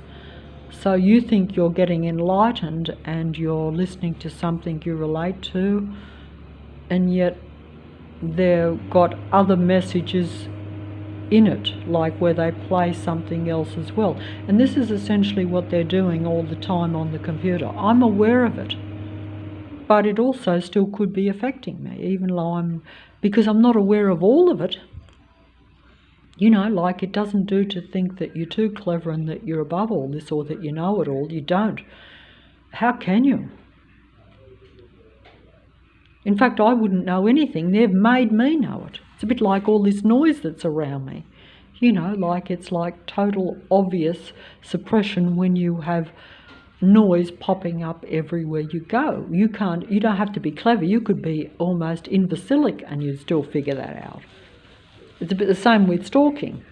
If you have vehicles patrolling you and they make it obvious that they're the same vehicles and that they're making astronomical aggressive noise. Like if you have a car that goes past you and aggressively beeps its horn or aggressively revs its engine up, or even someone shouts something abusive out at you, you know that person doesn't like you. And all the vehicles on the road are essentially doing something similar to that, to where you get that very uncomfortable, unpleasant feeling. And you wonder why. You're like, I don't know those that are driving the car. That's because you don't understand that they're part of this system.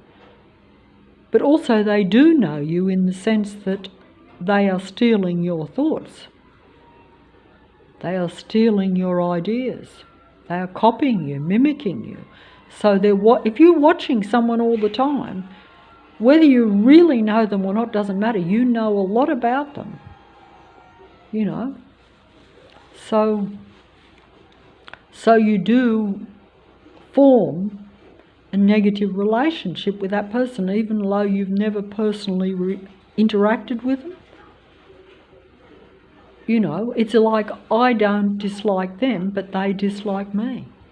I just want to be left alone, but of course they don't like that either. They're like, you can't be left alone. You're not allowed to be an independent old lady just walking around, just getting about your business, you know, feeding the birds or any little other silly thing you might do, even though most of the time you're probably doing very little. We don't like it. We don't like your existence even. And that's because they serve the matrix Lucifer God entity, who never liked human beings, always felt contempt and envy and animosity towards them, great resentment. Human beings didn't feel resentment towards Lucifer. No, in fact the opposite. They were seduced by Lucifer, believed him, believed it. You know, walked out of their own little paradise, almost hand in hand, willingly, thinking that this being was going to show them more than what their creator could show them, or give them more than what their creator. And almost got them into the mindset of, oh, just because there's God doesn't mean you have to agree with God. Why can't you be like me? And why don't you want to be God? Who wouldn't want to be, king of the world, as they say? Well, that's the game, and that's the wrong mindset. But it's essentially a mindset that we're all lured into. Most of us aren't powerful enough or don't feel that we would want that responsibility, but still the idea probably still tickles us. Now, this is his friend that he's befriended since he come to the town. But now his friend is fighting him tooth and nail, saying, I will not put on those truth sunglasses. He's telling him, he's like, I don't want to fight you, but I'm not putting on those glasses. And this is supposed to be a very good fight scene. I find it very strong. He's like, put on those glasses and then we stop fighting. But he's like, no, I don't want to put on those glasses, because he doesn't want to see the truth, because he knows that it will change his life. He knows he'll be hunted like this fellow will be. He knows that he will no longer be able to, like most of us, like I wanted to do, just fit into society and get about your own business and live a quiet life. But the other fella is not going to take no for an answer. He's going to keep fighting him until he puts on the sunglasses. Most wouldn't. They'd say, hey, but see, he's now like, this is the reality. It's, if we don't, we're going to probably go down anyway. That's how he sees it. But the other fella's like, no, I can because most people are like, even a lot of humans are like that. They don't want to see the truth if it means that they're shown something that's hard for them to take. To realise you're surrounded by all these people and by this machine reality is very distressing. Okay, so in another light you say, well, as a human being, you're meant to try to, I don't know.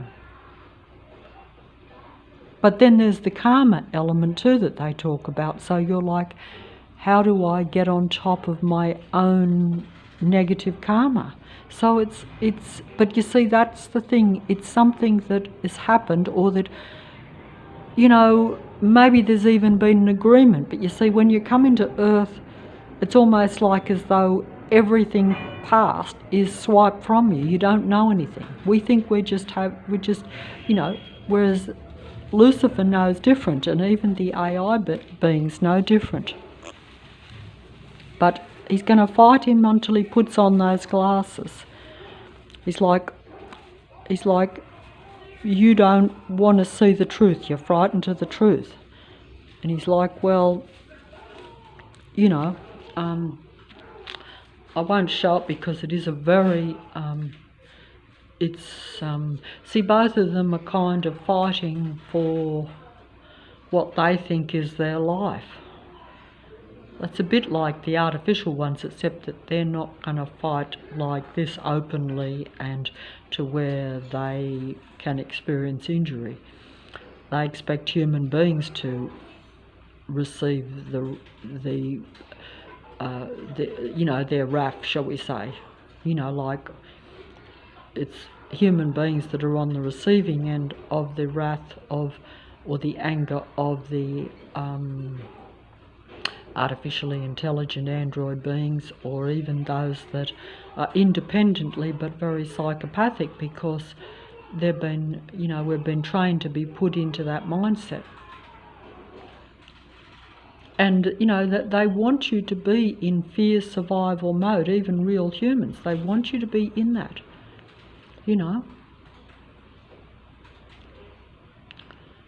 He's like, no, I won't put on those sunglasses. See? He's like, no, I won't put on those sunglasses. But, he's completely had it, but he's still, with the little bit of go that's left in him, and that's when he, I think, does succumb, because he realises that he almost, I don't know, he probably thinks, oh, if he's that desperate, I mean, geez, he's just going, it's like,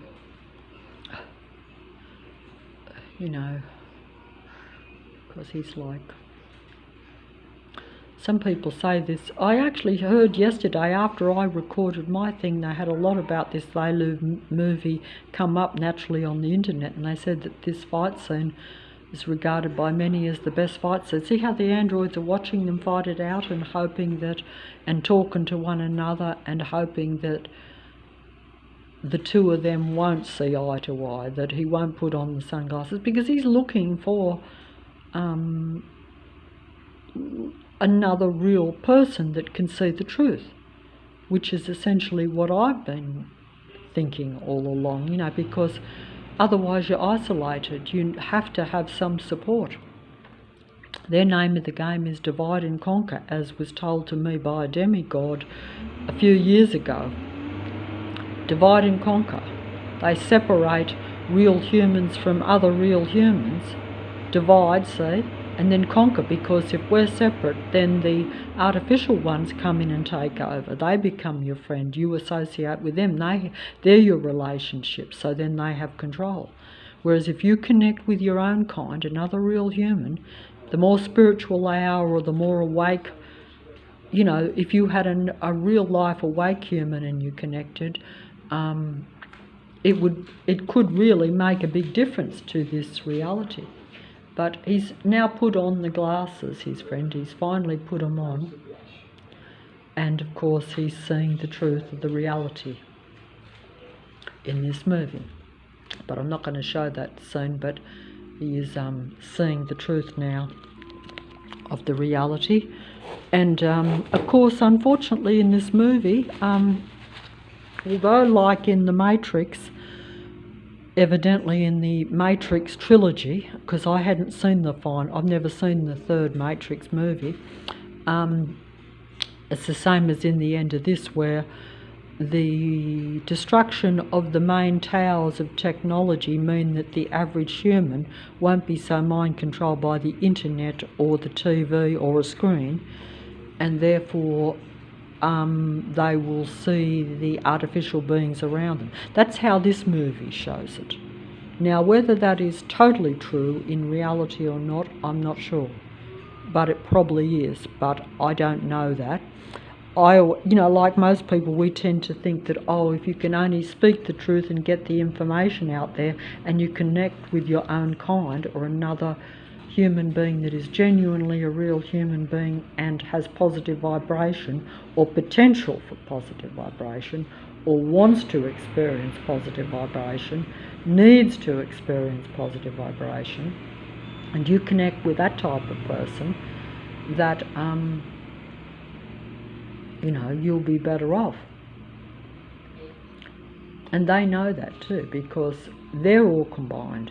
As you saw, they're like, this one can see, and they're basically on their mobiles telling all the others, which are in large numbers, that a particular human can see them, can see the truth, because he's put on his truth-seeing eyes, or in this case of the movie, those sunglasses. But that's, the sunglasses are, I suppose, what's that word?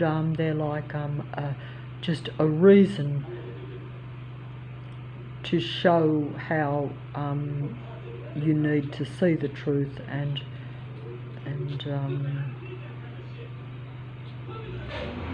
you know, so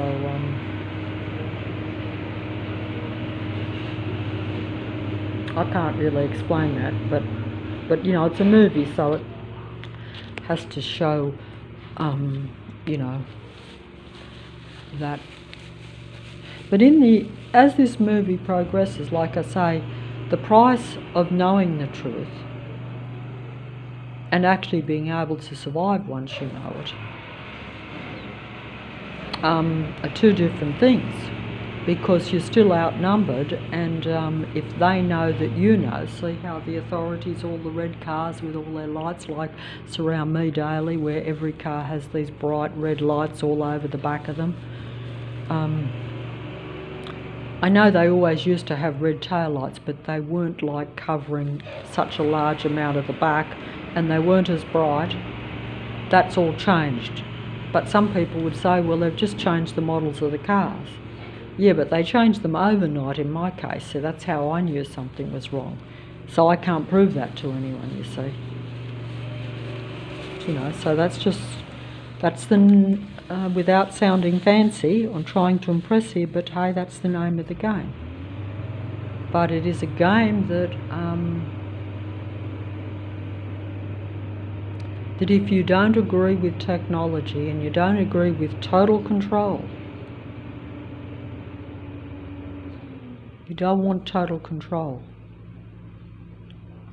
See, it's a gradual infiltration even with technology to where, like I've said before, that you think that the computer knows more than you think that AI knows more than you think that technology is a help or a benefit or a support for you, something that you can use. But it is really a crutch. But most important, until you realise that that is just stolen from your subconscious mind, human thought, that you, if your mind was awakened, and if you were given your full mind, you wouldn't need any computer. Why would you want a parasitic AI machine latched onto your combining that only wants to leech off your life and drain you, and really doesn't offer anything more than what you really already know? It's just that your mind has been closed off. That's the challenge of being in the earth or in the matrix. You know, and that's part of, it's almost like, and every time you don't see it or you do something wrong, you get the karma to where then you're more limited. But it probably seems like a bit of a cruel, unfair game when you're experiencing it, like myself. But that's only because, you know, I don't want to accept that I've made a lot of mistakes and that I've done a lot of negative things that as a real human being I really wouldn't want to do, shouldn't do, and perhaps if I was more awake or not so full of fear and suppression, I wouldn't do. But actually you are conscious of these things, because I've already mentioned that you are conscious. So it's a bit like these, it's a bit like even, they say, even with, you know, different mental disorders. Because some people could say a psychopathic narcissistic personality disorder, as they call it on the internet, is really a mental illness because it's not normal, even though those people can function very normal and pass off as being more normal and more special and more important and more even in control of things than what a normal person does. But they know that they are self-serving, and they know that they secretly do negative things towards people. They can't help it because their nature is so filled with the competitive, envious, Luciferian nature. That's something that gets indoctrinated into us. Perhaps you have to get to my age where you realise a lot of your dreams can't be fulfilled anyway, and you just accept living a very mundane, limited existence. That's what did happen to me.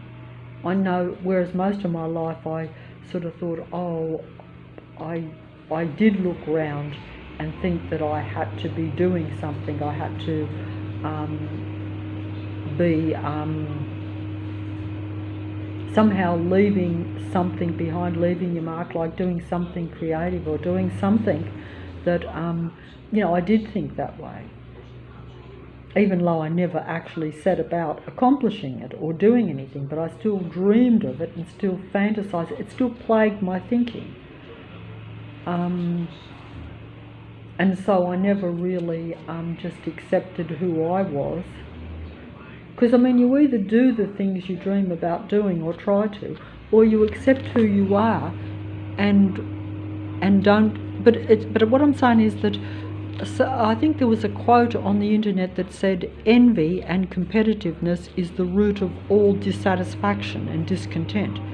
So essentially, while you think that you're not good enough and everyone else is better, or some people are better, you're actually discontent with yourself, you see, so you have no peace, and that's actually true.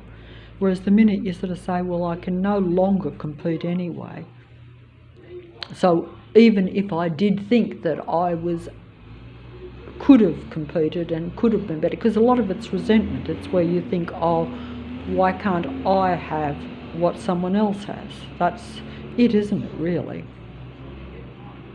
But also you just want it. And you think that it's important somehow. Somehow it's been indoctrinated. Like if you watch enough movies, like myself, and you start to idolise the movie stars, in the back of your mind, you secretly would probably have a bit of envy of that.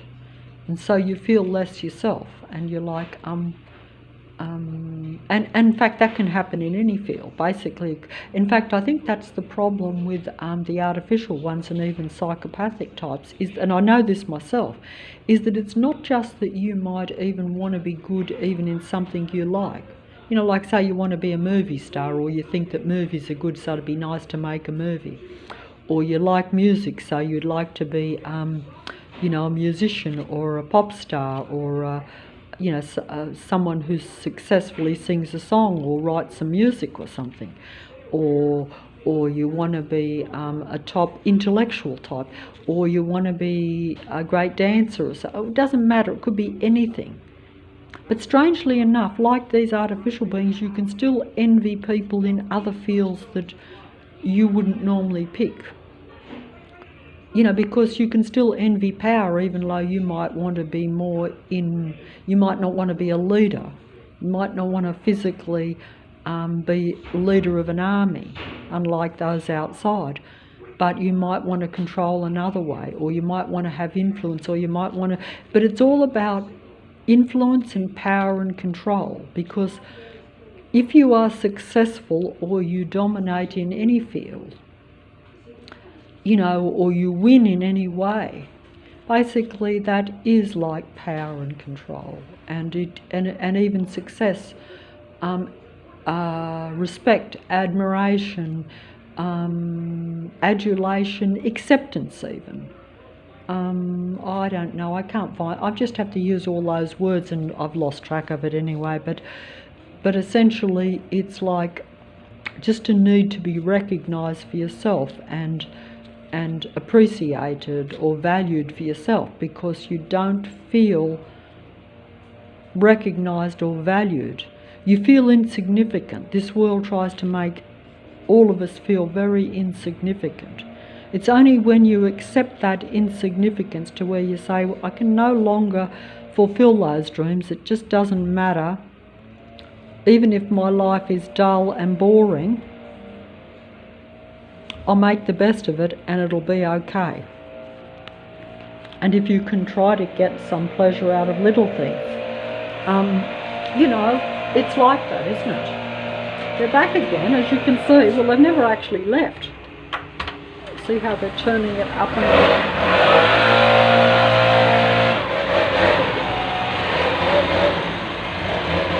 I'll tell you what, they're a little bit insane, as we know, because as you can see, the wind is blowing up a gale out there, blowing the leaves everywhere, and yet you've got 3 men with high-powered wind blowers just coming past to make a noise. It's a bit, it shows you how screwy it is. That's like when they do the work in the rain, where it's actually dangerous, but you see, their need to make the noise and to show their presence is greater than doing what in the past would be unrealistic, dangerous things, because they think that a human being is more dangerous, because they want to control the frequency vibration and keep their control reality going. So they're not even worried about anything else. That actually shows that. And I better fold up, because I better stop the video, because I've gone on too long and it's been muddled up again.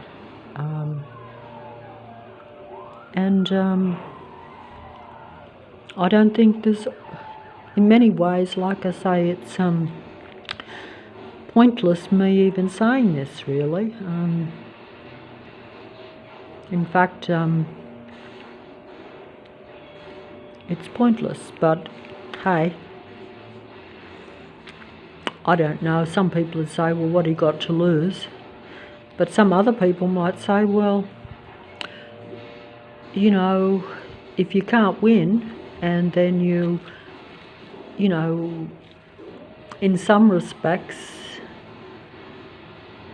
I don't know if the more aware I've become of things and the more I've, you know, tried to vocalise it even though, like I say, if you don't find the right human being that agrees with you and that understands that it's true and that also wants to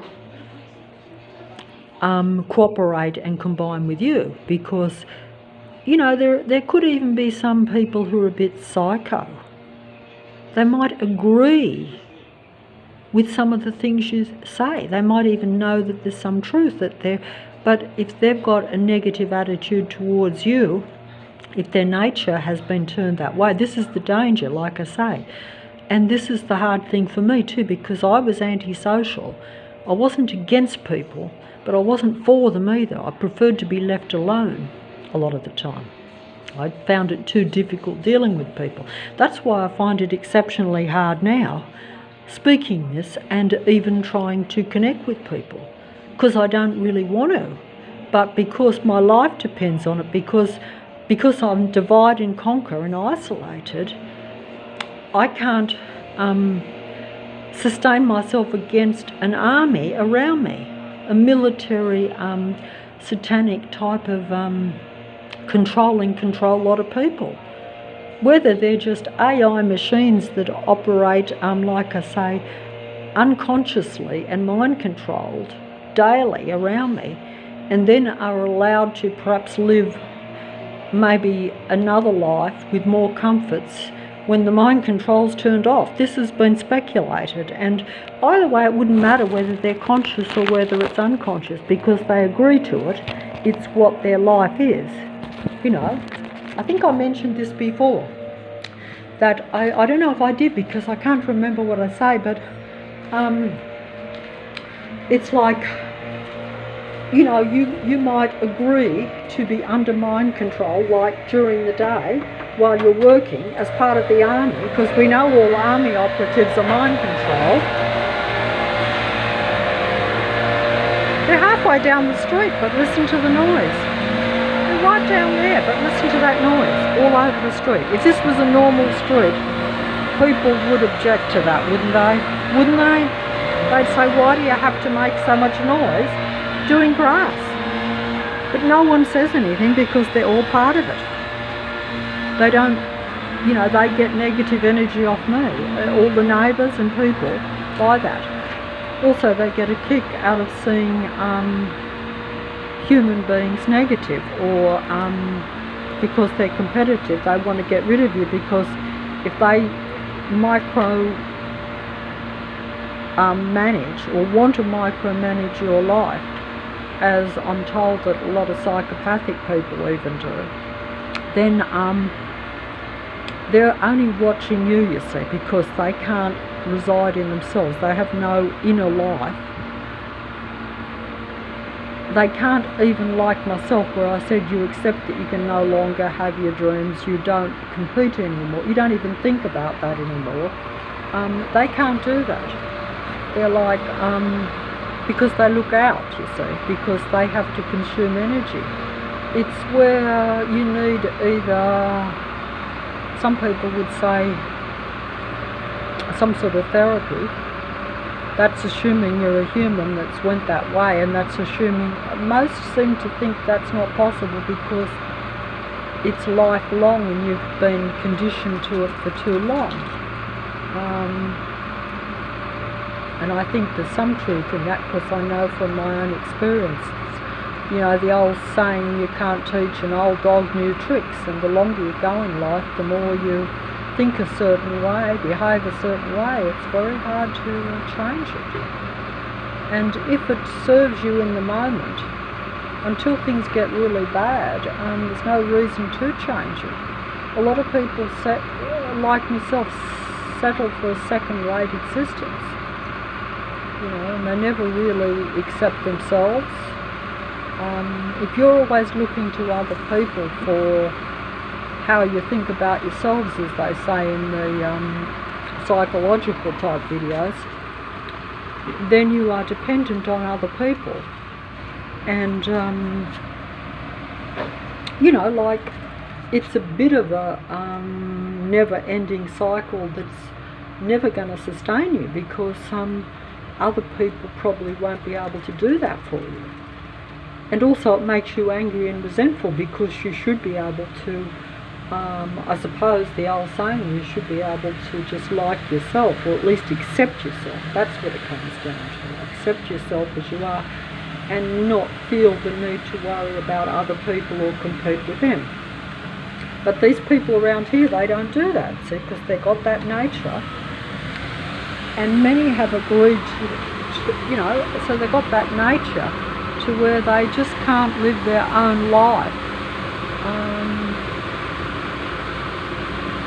Because they don't want to look, as they say, at their dark side. They don't want to have to accept that,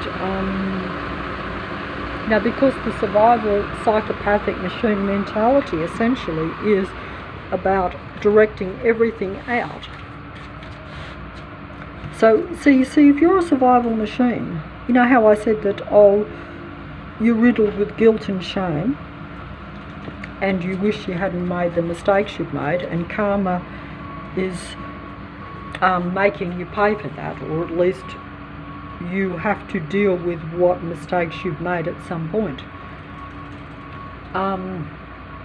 If you are more psychopathic, you never accept that you've made mistakes. You always blame other people. And I think that would be, I only wish that I could do that, if I could. And actually I have done that a bit, to where I'm like, well, if I didn't meet that particular person, I wouldn't have made the decisions I made. And that particular person was a deliberate, psychopathic, negative person that fooled and tricked me. But the point is that I still knew that the decision was wrong, that I was hurting someone more important, or should have been more important, by that interaction. So you were aware of that. You might say, well, I couldn't cope, I couldn't manage, I didn't think that there was an alternative. I wasn't strong enough, or independent enough, or sure of myself enough. And I had no faith that if I did the right thing, that things would turn out fine. I had no faith that way. Didn't have the confidence. Now I realise, when, as they say, karma bites you back, or what you reap you sow, that even if it hadn't have been great, it would have had to have been better to what eventually happens, because you can't realise how much damage you've caused. But if I was like those around, I could easily blame it totally on everyone else. And yes, other people deliberately did try to come against me and to stop the things that I needed to do and that I wanted to do. But I still made those choices, and I should have known better, and I did know better. But I allowed fear and, false ideas. And even just what you think is taking the easy way out, but it isn't the easy way out, because you don't realise that it may seem like that at the time, but when it comes back to bite you, it's not the easy way out. And don't forget that the older you get, the harder it is to cope with things, because you're not as physically strong or as fit and all this sort of thing. You might be mentally more aware of things, but there's still the physical body, like I say, and also if those around you are trying to suppress you even more,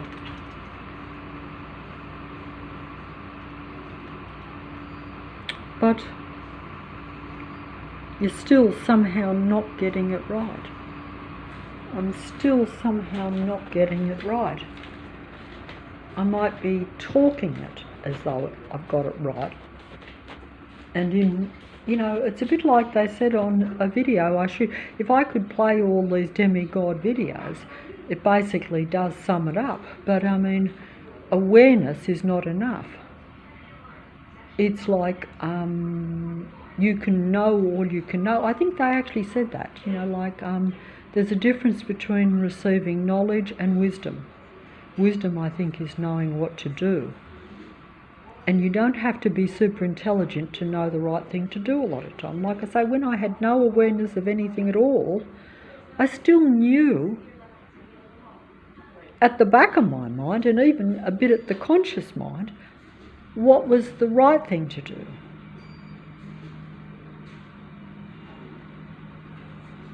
But I chose not to. Like I say, I chose not to. So, so there was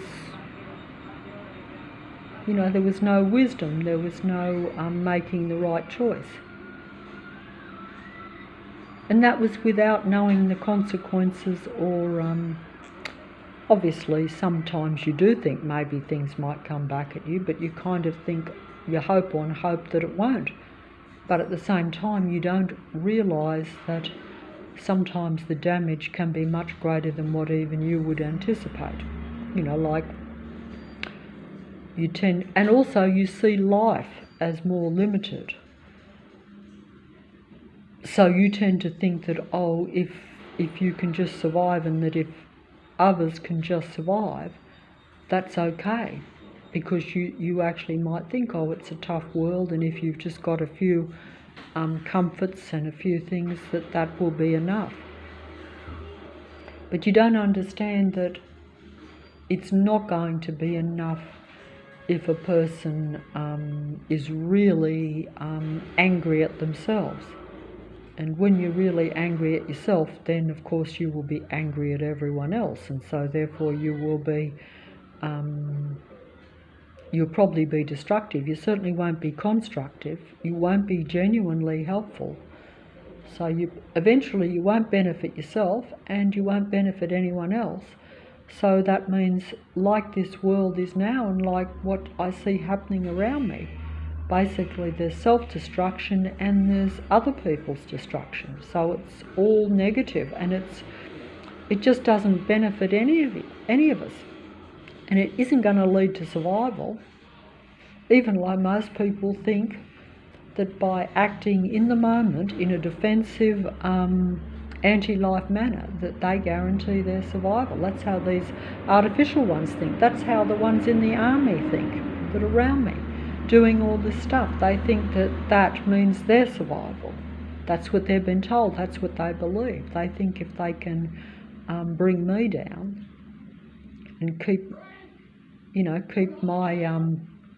limit my just normal way of living, even if it's limited, because don't forget that everything is comparative. Like what I see as living very negative, even though it really is too, they will interpret it different to how I actually feel, because don't forget, they can't feel my pain. And they don't want to either.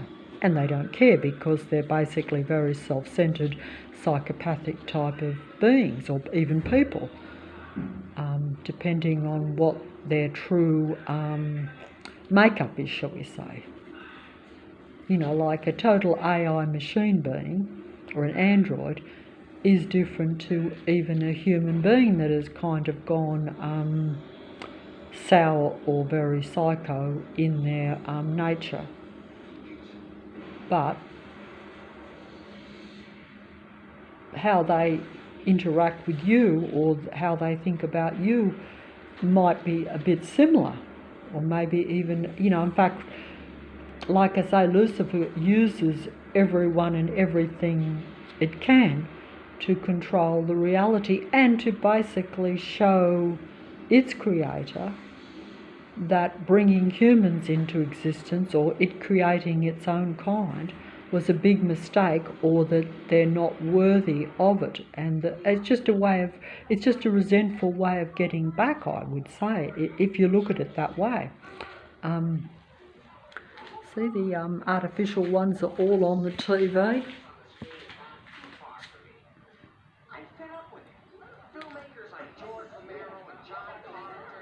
See how when the technology is destroyed, people start to see the truth.